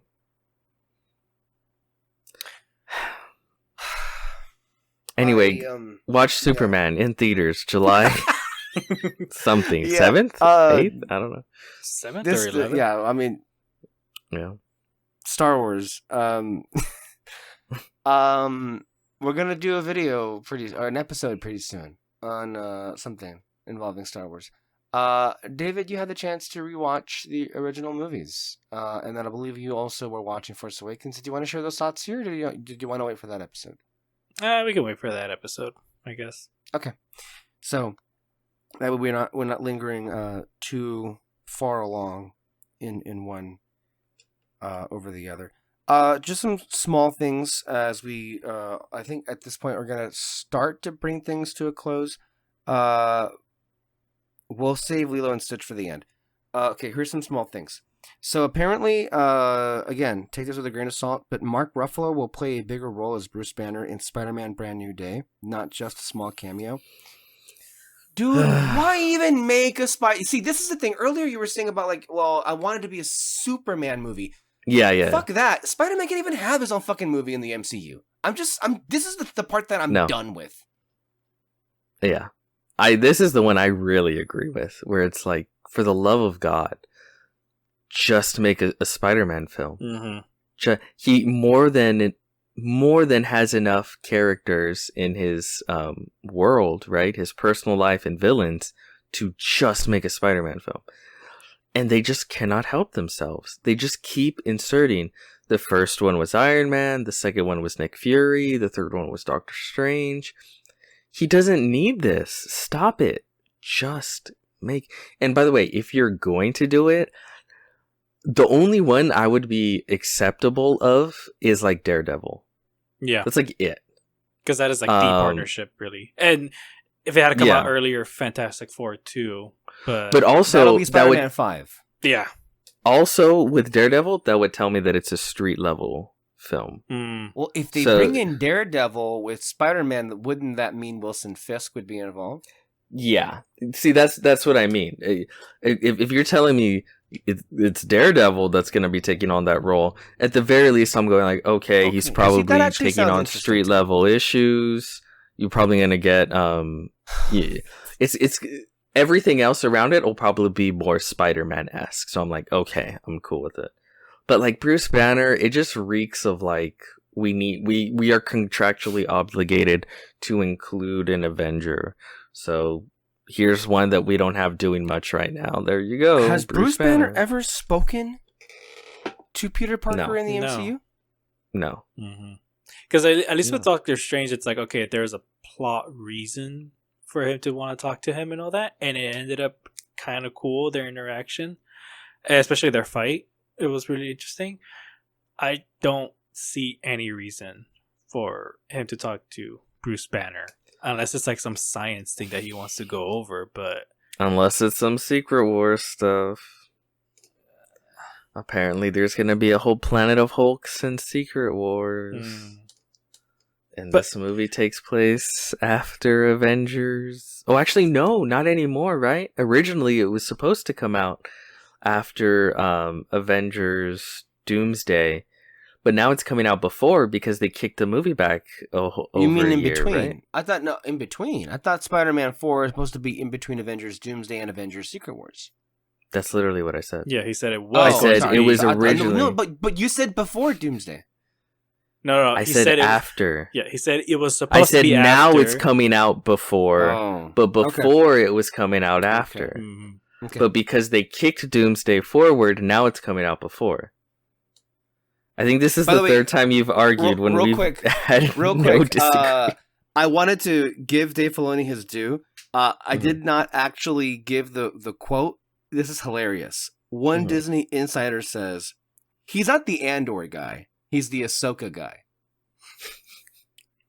That's such a funny, blunt, horrifically mean quote. I think that's meaner than anything you ever said to him. And it's amazing. Yeah. So I just wanted to put that out there. That was like, that's an amazing quote. Sorry, David. Peter, you were saying. I mean, if you're comparing apples to apples, like, that was his show, his baby, his character, right? Ahsoka. And that was the show he made for her. No, but yeah, so if anything, they're probably, whatever story they had previously, they're probably now completely retooling it. Because at one point it was coming out after Doomsday, and now it's supposed to come out before Doomsday. Which I hope they move that one too, because it's like, no script, I assume, no start date on filming. Again, our last minute film, shoddy VFX, just another MCU Spider-Man film. It's another day at Marvel. Yeah, if this actually comes to fruition, I may seriously consider not watching the movie. No, you'll watch it. But I will. But I'm saying I may seriously consider not watching it because of just like, why? Okay. This weekend, hilarious. HBO Max lives. Max has changed his name back to HBO Max. Warner Brothers Discovery says the decision returning to the HBO brand into HBO Max will further drive the service forward and amplify the uniqueness that's... It was just a horrible name to change it to. I hated calling it Max, because it just, that doesn't work. It was HBO. It was always going to be HBO. It should have been HBO. Yeah. Some executive, maybe even the CEO himself, had this stupid idea, got, a massive fucking bonus, and then got another bonus for changing it back. Corporate success, people. And then I guess they're gonna split the company. Yeah, so they're splitting the company. I assume They're turning Universal buys it. Discovery and Warner Brothers into Discovery, basically back to what it was. Yeah. What a profound waste of everyone's time and money. Well, I guess not everyone's, because a few choice people got very rich. So, there you go. And I guess what, Universal's are just going to buy Warner Brothers now? Is that what's going to happen? I think that's the hope, right? Like, whittle it down to sort of what Warner Brothers was before. Yeah, I think the hope is to sell it off. Would that mean that David Zaslav fucks off? Hopefully, right? Mm-hmm. But then also, I don't want another company to eat another company again. That's so my hopefully concern. Not. Honestly, I'd rather have Zaslav than the continued destruction of another great film studio. Because Zaslav can eventually quit or leave or die. Yeah. But once they consume another company, it's like, oh, well, one massive leap forward, towards our society where we have one massive corporation, or maybe just two massive corporations ever lastingly competing against one each other. And everyone else is just unemployed throughout all of time. Speaking of bad news for the movies, AMC has agreed to run more commercials before films. More? Okay. Alright, don't be surprised that, less people go to movie theaters. It's become ridiculous. 30 minutes. 30 minutes before a movie. Mm-hmm. I can't take it.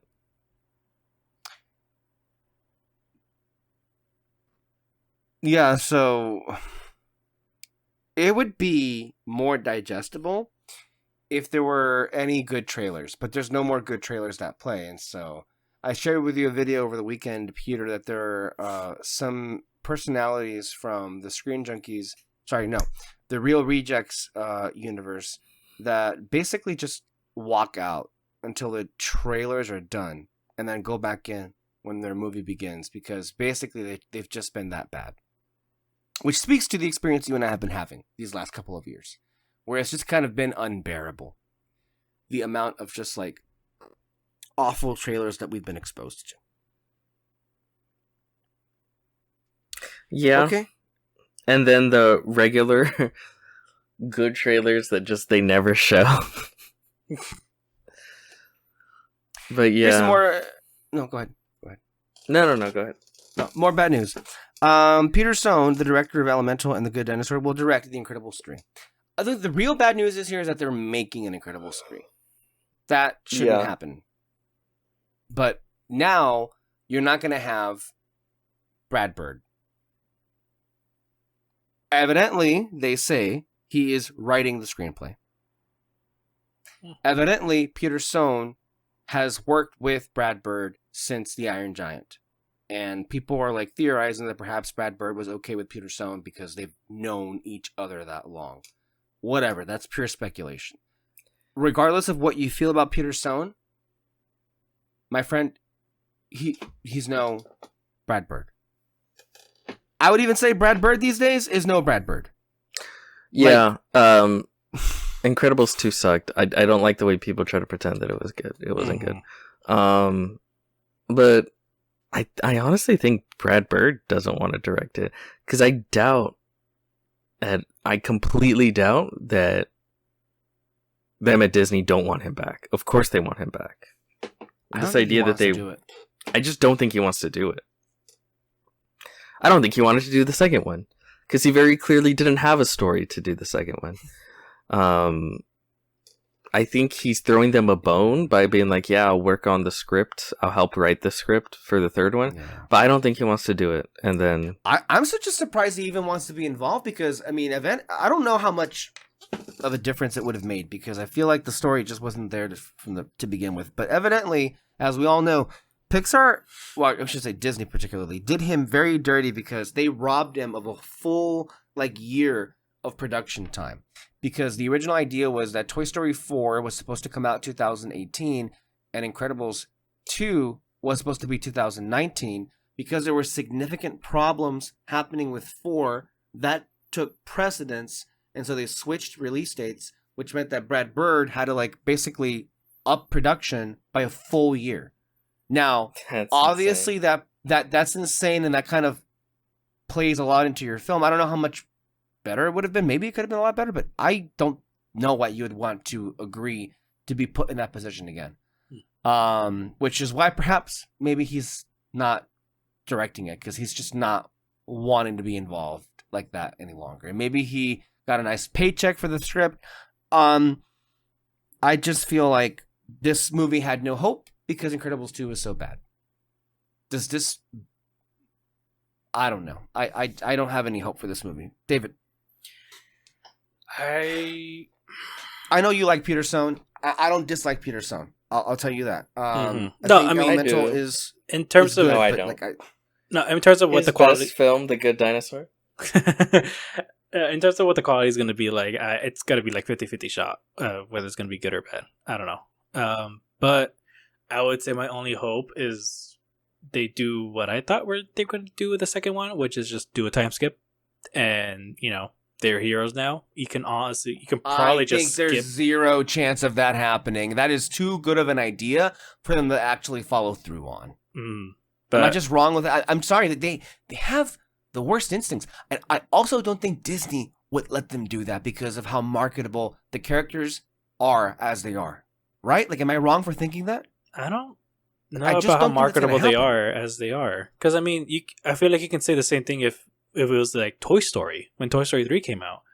Would you have said that? No, they're not going to do a time skip. They're going to change. The toys stay the same. They look the same, throughout the movies. That's what I mean. But either way, though, but the whole story, though, is about the toys being together with Andy, though. That's kind of the heart and soul of the first two. And so you can kind of argue that.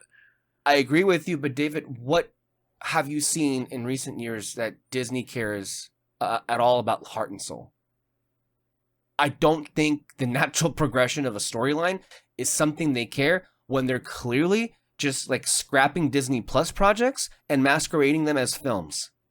They did that with Moana 2. And it works. Lilo, and it works. Mm-hmm. So I don't think we're at a point in which that is something that they care anymore about. Well, the thing though is... Maybe. Yeah, go ahead. It's not really so much about natural progression of a story though, too. That's not why I thought about the time skip. There is marketable thing to do if you do that. You can make a Jack toy where he has a full costume and all that. You can make new costumes for the other two kids that they're their own superheroes and all that. And then you can add in more superheroes. There's a lot of potential with the super. I mean, they know how the superhero genre works and how they can sell toys with it and other memorabilia. Couldn't say the word. Sorry. So there's a lot of things to do with that franchise specifically. That has nothing to do with story. So the Incredibles is just a genre is a movie that you can just take anywhere and can make some kind of a good story. Whether or not the story will be good will depend on who is on it, which again, like I said, it's 50-50 at this point. It just really makes me wonder, ultimately, it makes me wonder if Brad Bird I think Brad Bird didn't have a clue what he wanted to do, because how do you explain that in the 2010s, their only ideas for like sequels were to just make the main characters the main characters now? Incredibles 2 was Elastigirl's movie. Finding Dory was Dory's movie. MU was Mike's movie. Cars 2 was Mater's movie. It can't be a coincidence that all of those creatives just thought to themselves, "Gee, what if I made the other guy the main character?" And if it was, okay, I guess that is what it is.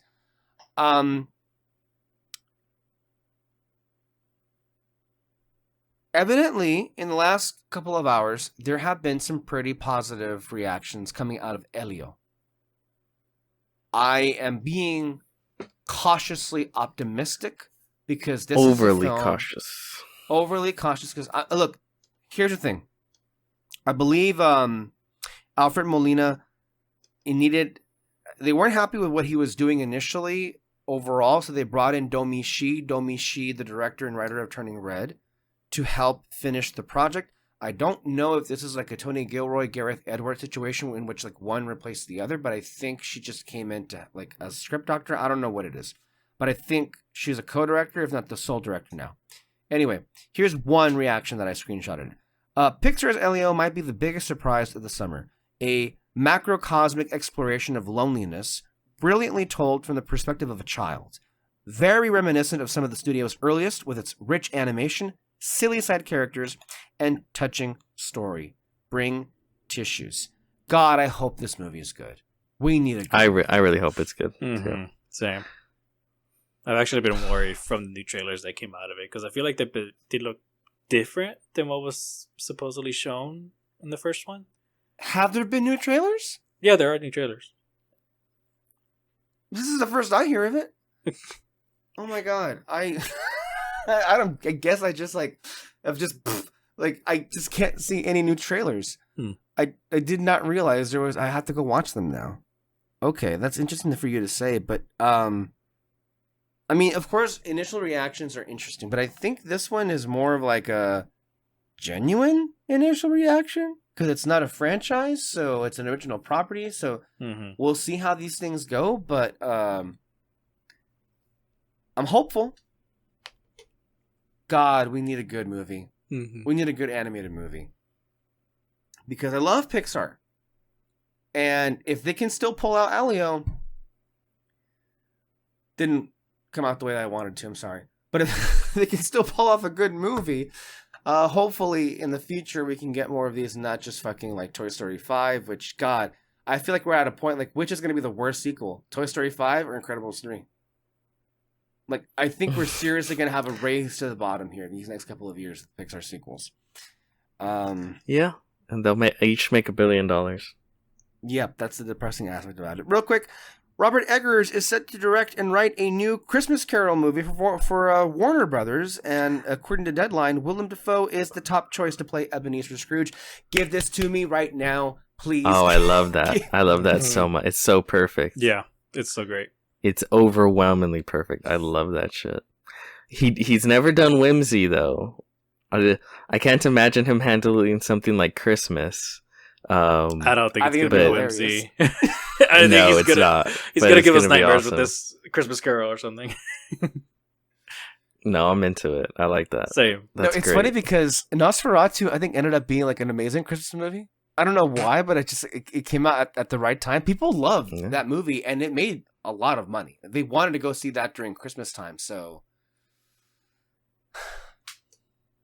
that it's just sounds similar like to the way you spend your Christmas nights. Yes, basically. This is a great idea. This is like the only one that I could point to and like, hey, that's great. And of course, the rest of it is just a sea of shit. Real quick before we move on to Lilo and Stitch, Peter, did you have any initial thoughts or reactions to the trailers for? Well, but the Wake Me Up Dead Man was not so much of a trailer, more of a teaser. No, but it was a teaser. But the Frankenstein Guillermo del Toro, that was a full trailer. That's a trailer. Loved it. We loved it. We did a reaction to it here. What are your thoughts on Okay. that trailer? I adored it. I thought it was amazing. To me, it's like, oh yeah, this is the movie he was born to make. Like every second of it, just dripping with gothic atmosphere. The colors, the way they popped, the set design, the costumes, the lines. Oh my god, they're so great. Only monsters play God. It's already my favorite movie of the year.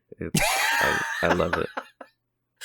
I was expecting greatness, and I just think David and I were just like we were. Oh my god! Yep. This is exactly the way it needed to be. Yeah.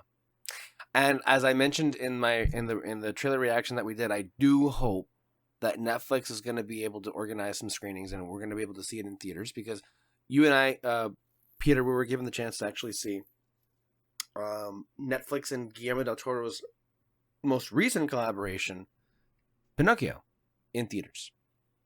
So I'm hoping that there can be yeah, we did. some screenings for Frankenstein.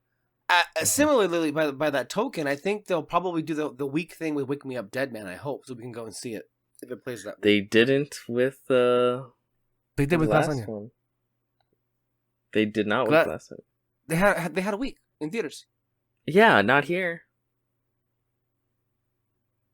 Well, not here, but close by enough where we can drive. Oh, fuck you. I mean, it's not my fault. No. You didn't make it a priority to go see it. But, like you could have gone. Priority. I had. Oh, you know what? We're not getting into this. No. All I'm saying is like what we should just get that week off so we can go and watch it. The one week. Just get a week off. Just get a whole week off. Ooh. I mean, I would have thought that you would be able to get that kind of cred with all the work that you put in, but okay. I guess they're not that important where you're at to be able to just make those calls. I mean, I can call it whenever I want. It's like, okay. Yeah. Apparently. Some people just don't have that to them. Okay. David, you're going to go watch this weekend How to Train Your Dragon. You disgust me. Anyway, that's our podcast today, everybody. Let's go ahead and call it. No, I'm sorry. I'm 100% okay with ending it there. I think it would be a great ending. But what is it that you feel is driving you to go see this? Even though I feel like you don't necessarily have a good standing with live action remakes. What's going in your head? I'm hoping DreamWorks has more class, I guess, than Disney to actually put some effort more into class. into this movie than Disney.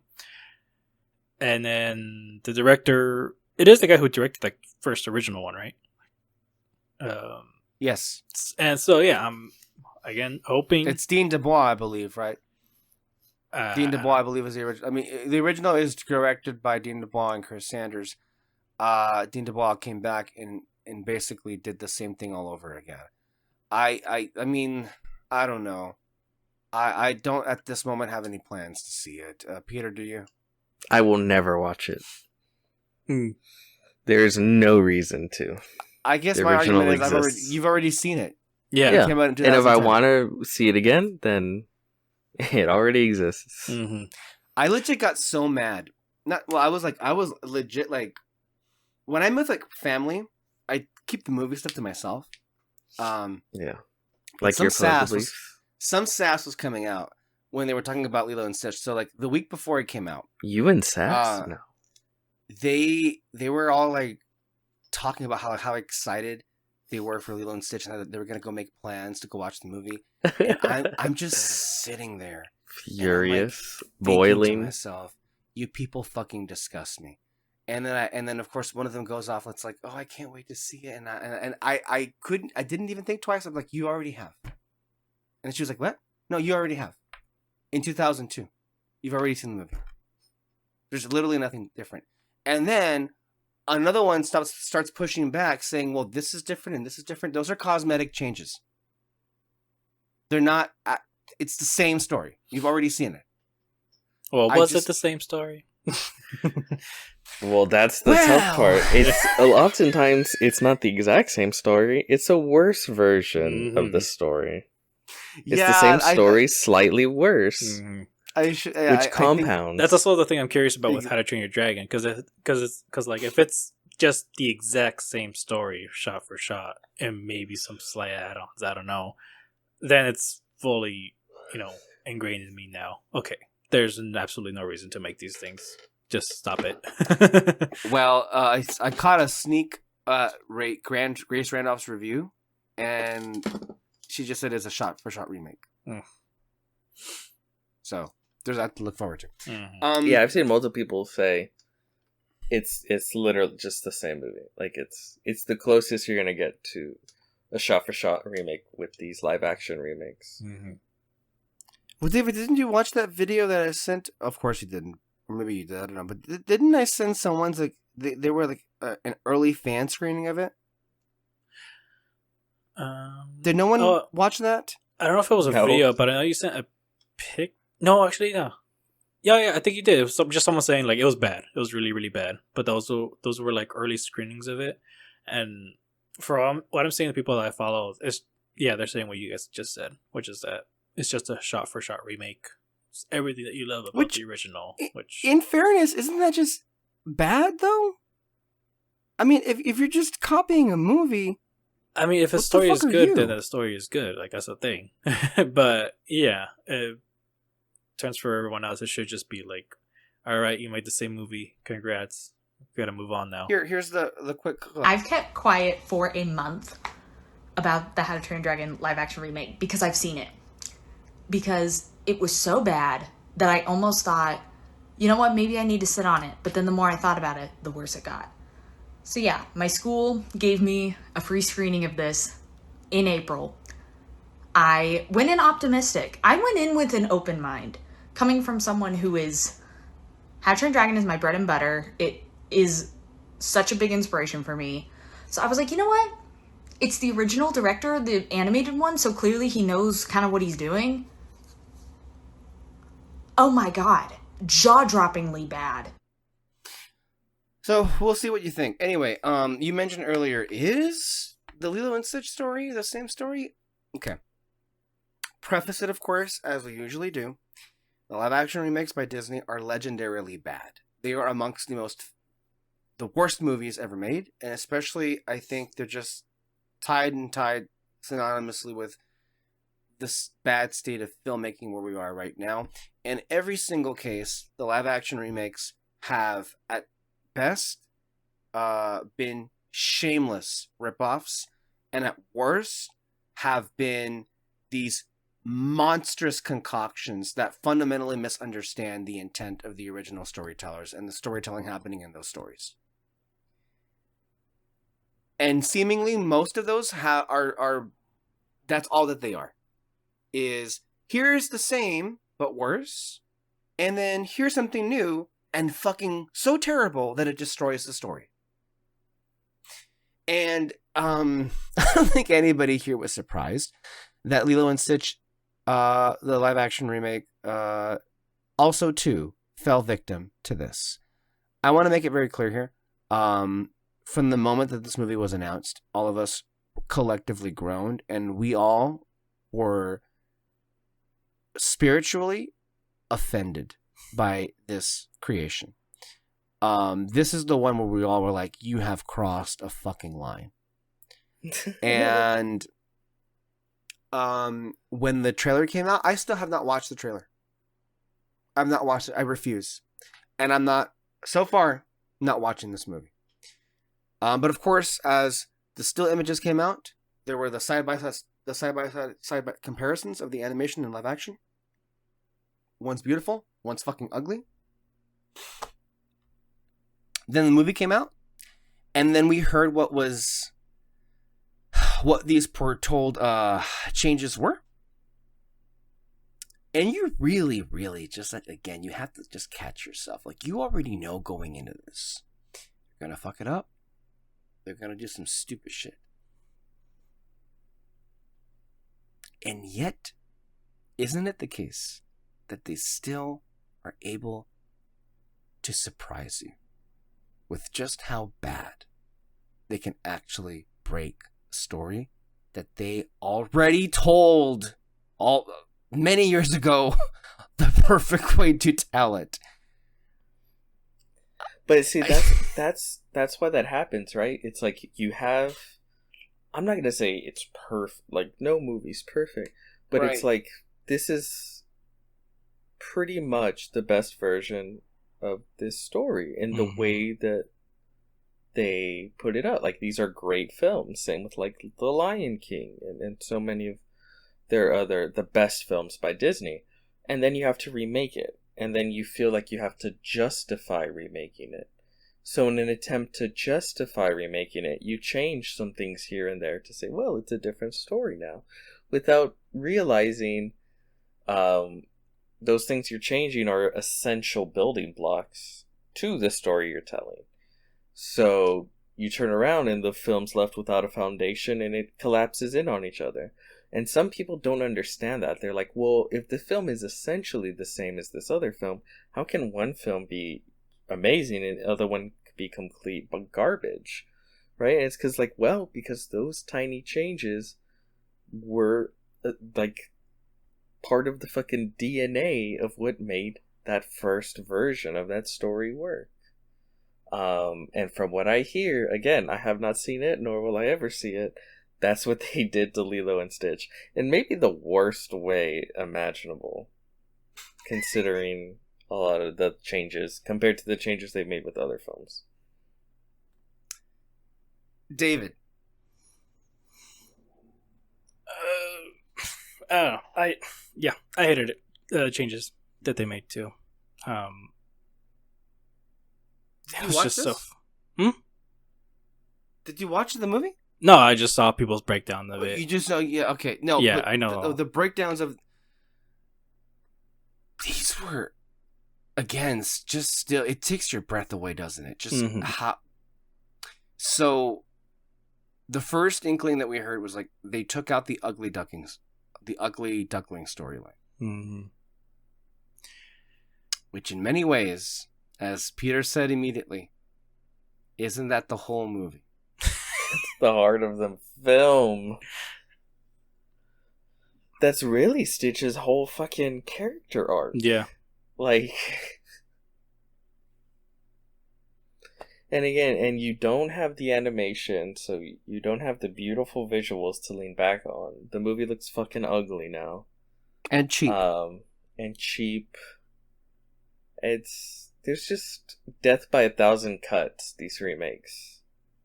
Every single fucking one of them. The film was so cheap they couldn't afford Gantu, so they just canceled him. There's just no Gantu. There's no Gantu, and Jumba and Pleakley are like aliens for like maybe half the time, from what I understand. So, not even half, honestly.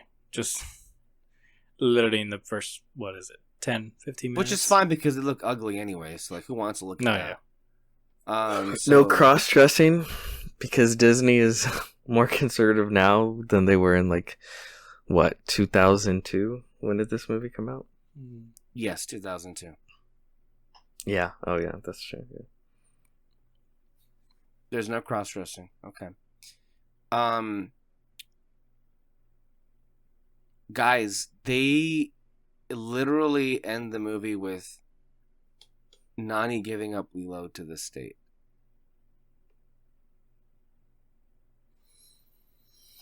When I heard that, I just want to know what you guys felt when you heard that, because I was like...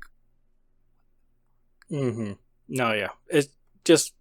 My first thought was just, what made you think that was a good idea? I don't understand how, in your whole entire thought process, was that going to be good for the movie? The whole movie is Nani fighting for Lilo to stay with her. Mm-hmm. And the people behind this remake think to themselves, what if Nani just like says, fuck this? And just leaves. Mm-hmm. And what's so funny, when I saw a breakdown of it, some of them were pointing out like, oh, they instantly regretted this decision because what happens is she gives up Lilo, and then they say goodbye to each other at an airport because Nani's gonna go, to California to study marine biology. That's such a lazy thing right there. Seriously, of all the things, Nani could have gone marine biology. Yeah, because there's no good marine biology classes in fucking Hawaii. Yeah. But then also too, it's just like the one thing. Are you sure she wasn't gonna go join the Marines? Oh my gosh, they can do a joint propaganda with the U.S. Yeah, that's cool. Yeah. But they say goodbye to each other at the airport, and then that's kind of how the movie ends. Them saying goodbye, and then after credit scene, and it's her coming back to Hawaii, but she uses this portal gun that they showed in the movie to show, hey, we're not really apart and all that. But it's like, why didn't you just end it with? Why didn't you end it with her walking through the portal gun? Yeah, you could have had like a really. Or you can have a whole scene where like she's finishing her classes, and then she pops up with the portal gun and says like, "Hey guys, what's for dinner?" Mm-hmm. The thing like though she's is still living there, basically. Yeah, the thing though, I feel like you really need to justify why she even has that if you wanted to show it there at the very end, which would have worked if it was Jumba and Pleakley staying with them as it was in the original. But they're not doing that, and it would have worked. But no, and so they just added that after credits to show people like, hey, they're not really apart and all that, which again just makes you think, okay, then why have the separation in the first place? Why have her give up Lilo in the first place? Why make the movie in the first place? Why you can tell this is one of those changes where they're like, oh, I know how I'll make it a different story. We'll change this fundamental aspect, and then realizing like, oh shit, we broke the whole film. The film was this perfect Jenga tower, and we pulled this piece out, and now it's all fallen. Mm-hmm. So let's add this one scene to pretend like it's not actually fallen over. Like I also heard that they split up Cobra Bubbles' character into Cobra Bubbles and then just like a regular CPS, social worker. So then you've completely made the character of Cobra Bubbles irrelevant and useless. Mm-hmm. It's. I also heard like they added the neighbor character who adopts Lilo, and that the neighbor character is actually the one that takes Lilo to adopt a dog. When it's like the whole point of that scene is to show Nani's love for Lilo and care for her when she overhears her saying how she wants an angel. So her way to try and help her, she wants a friend. So her way of trying to help her sister is to take her to the pound to get a dog. Mm-hmm. So you just completely removed a vital character moment between Lilo and her sister Nani. And for what? This is why the animated movies are near perfect stories. It's because every frame, they were developed. Every frame is important to the story. And when you make one single change to it, you just like you said, it's a Jenga effect. You just everything else starts toppling down. And so I don't know about you, but I kind of feel like the people that made those films were pretty fucking talented. Mm-hmm. Yeah, I think they're pretty good storytellers, right? Mm-hmm. And I think I don't know about you, but when I see a film, I try to say like, hey, artists made this, and there's probably intent behind all these choices. And I think there's no clearer picture to show that than these live action remakes, where you notice like every little tiny change they make causes the films to fall apart and become worse and worse and worse. Mm-hmm. And it just shows more, it just makes me appreciate those original films more, because it goes like, oh wow, they actually put a lot of thought into every scene they put out there, every character interaction, the way that, the arc's crescendo and all that shit. It's like, it makes me go back and look at Lilo and Stitch, that original film, and go like, oh shit, like they knew what they were doing. They made a fucking movie, But then it also just makes you hate the new one even more, where it's like, what are we doing here? Well, making money. I guess that's what they were doing there.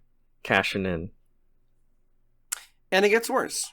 Lilo says to Nani, "You're so smart, you should join the Marines." That's an actual line from the movie. That line made me audibly groan in the theater. And then the neighbor corrects, not the Marines, she meant marine biology. That sort of a Freudian slip into a Disney movie is not a Freudian slip. Okay, this is your friendly reminder that if you see military references in popular movies, it is propaganda. Whether it be names, logos, military equipment, if you see that stuff in movies, it is because the US military allowed it to happen and wanted it to happen. The term Marines in the context of the US military is a trademark term. So when it is allowed to be used in a film like Lilo and Stitch, this is part of something that we call the military entertainment complex. And one of the goals of the U.S. military entertainment complex... I'm stopping it because the copyrighted music, sorry. I didn't realize that was also there. But that was not a slip up. And then there's the... Nani gives up custody of Lilo. Bitch, yes, you heard me correctly. Nani gives up custody of Lilo and goes to college on the mainland. I was going to go take my kids to go see this movie. I shan't be taking them now. They're going to watch the original one, the only one that exists in my opinion, and we're going to call it a goddamn day. No. One, because I feel like it's propaganda. It's propaganda. In my brain, it's propaganda to teach children that DCFS is some sort of good guy hero. And let me be very clear, DCFS is a tool of white supremacy. I will not be explaining further until I feel like it. So to have a movie that is about native indigenous Hawaiianers, and then at the end of that movie, to come in and have the state, aka white supremacy, come in and snatch Lilo. And then you're going to add insult to injury and say that Nani is the one who said, yes, this is a good idea. When the original point of the movie was anti-colonialism and colonization. And this one, it's pro. The same way that Paw Patrol is propaganda, this feels like propaganda as well. And also feeds to my point of where I say that conservatism is on the rise. I feel like you're teaching kids to be ops. That's what I feel like it is. You're teaching the younger generation to be fucking ops. And I saw the end result of Gen Z. My babies will not suffer the same fate. Two, you're ripping away the whole theme of the goddamn movie, which is family. Ohana means family. And to me, what my child brain took away from it, and when I first watched it, was family looks different for everyone. Family doesn't always have to look like a mommy and a daddy. It could be a sister. It could just be a brother. It could be an aunt and an uncle. It could be a mommy and a mommy. It could be a daddy and a daddy. It could be a single mom. It could be a single dad. Family does not always look the way that we think it's supposed to look. And also the way that Lilo, Stitch, and Pleakley and Jamba's relationship also signifies the fact that family is always not biological. Family is sometimes chosen. You completely destroy that theme by making the end what you made it, and that is Nani giving up Lilo to go to college on the mainland. What about Nani from the original movie? So, pretty scathing remarks right there about some of the stuff that was included in here. I mean, you can choose to buy into that if you want to or not. I know that some people took these things away. I mean, I verge on the side of, like, if there's a military reference in there, it probably is not by accident, and there's definitely intent behind that. But I do think it's one of these things again where it's like, oh yeah, we're just gonna go if we forget the history of Hawaii, they kind of were their own thing until they weren't they? And then we wanted them. Yeah, that's what happened. And then if you remember the crucial scene in Lilo and Stitch, the original film, Aloha Oi. Oh yeah. If you know the history of that song, and I'm not going to hear it and explain it, but if you know, you know. All for this remake to make the state the hero. Well, I don't even know if they're the hero. It's just this idea of, like, yeah, she should give up her sister, and I mean, it was just that idea of, so weird. Should try to live her own life also, and I don't know. Again, I don't even think it's trying to explicitly have a political statement. I really don't. No. Like I understand. No, I don't think that's what it is either. I think it's just an accident of, like, breaking the story, right? Yeah, no, it's one of those things where it's just like, I have to change it, so let me just change it here, not realizing the way you've just broken everything. So the J.J. Abrams it effect? was kind of, yeah. Sort of the way J.J. Abrams is like, well, I really like the original trilogy, so I'm just going to redo the original trilogy without realizing the effects that would have story-wise. On the wider thematic political point of like what's going on, like, oh, so nothing changed, you know? Peter, you said that Lilo and Stitch is your favorite Disney movie. How are you dealing with all this? I'm dealing with it. I just won't watch it.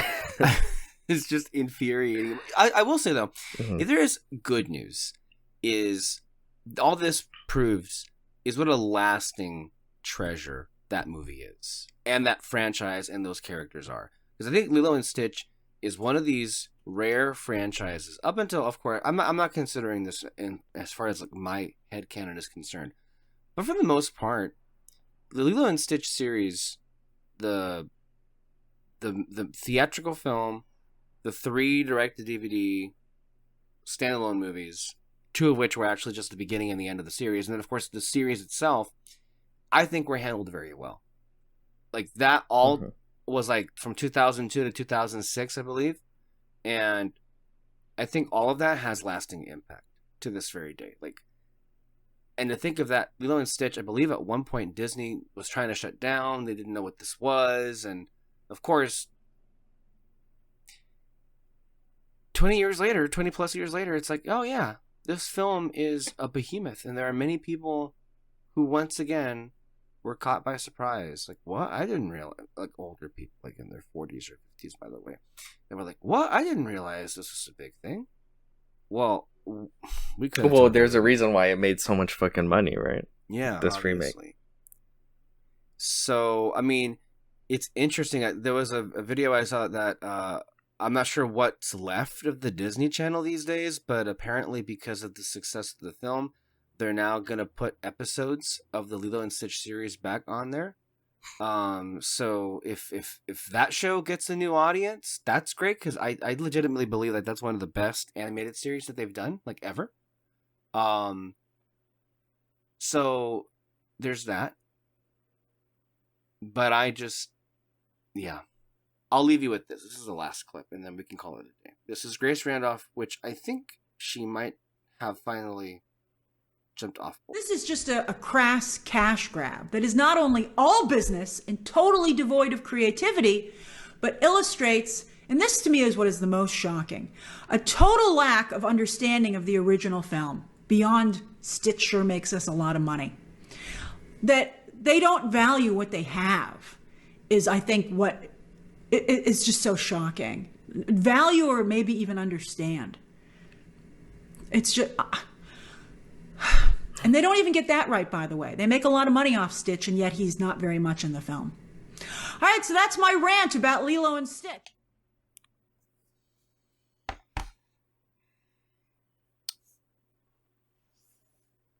At least Elio's coming out soon, I think, so we can have that to look forward to. It's a bomb. Yeah, that's... Well, I guess so much for that. Anyway, back to Superman.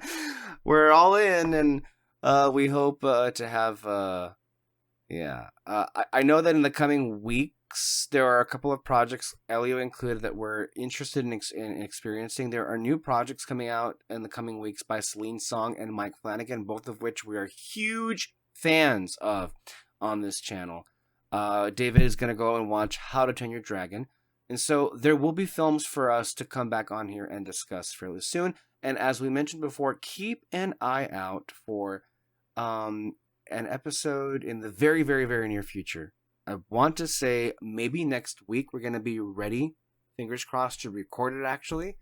But we're going to be doing a whole episode dedicated to Star Wars, and in particular, I guess, is it okay to label it this way, the misconceptions of The Last Jedi? Or is that maybe not the right... How would you title this video? Or this episode, I should say. Which episode? The Last Jedi thing that we're planning on doing. Oh. You make it provocative. I don't know. I mean, it's kind of like just what you said. before. It's like why we okay. love The Last Jedi. It's just that. Oh yeah, you could. Yeah, that's a good one. That's definitely going to incite a lot of rage, which what is going to translate into some clicks and probably some hate comments. So, which is what we're looking for anyway. As long as we get views. All right. That's why if you have any hate comments you would love to leave Mr. Alexis here, please do. Even if you don't feel particular hatred for him, try. Just put a comment. Look for a negative thing you feel about him. It shouldn't be too hard, and just express yourself there in the comments. I will say, just as a brief aside, I listened to a podcast we recorded from almost 6 years ago. You and I were on the show, Peter. We did our review of The Rise of Skywalker. I thought it was an excellent podcast. I thought we really did a good job with that podcast. Like, as far as like how it was like I don't know how long it was, but it's definitely worth listening to because I feel like we were. Was it a lot of venting? No, I think we were actually very restrained. We were emotionally restrained because we knew months before. We knew, what it was going to be. So and because we had that time, I really do feel like the show and I was also listening to other podcasts at that time of episode 9. I think you and I had a really good firm handling on what this was, and we were, I think, emotionally in an okay place. Because I also even listened to, we did a fantasy fair of The Last Jedi retrospective right before I think we recorded it the day of episode 9 or the day before episode 9. And we already knew, because we were already talking shit about episode 9 before we had already seen it, because the reactions had come out and it was like hilarious. So I was like, those reactions were bad. Yeah, they were very bad. So I just wanted to bring that up because I was like, hey, we've been podcasting for a while, and it was fun to listen to a really old at this point show, but it was in an era in which we were actually we had an okay handling of what we do. And it was a really good breakdown, and I just wanted to bring that up because it was fun to listen to. And yeah, because that just people shows you go out, find that episode, leave your hate comments. Yes, basically. I mean, we also have an audio commentary on it that we did, I think, a year later during COVID, which is on the YouTube channel. So they can go specifically to that if they wish to.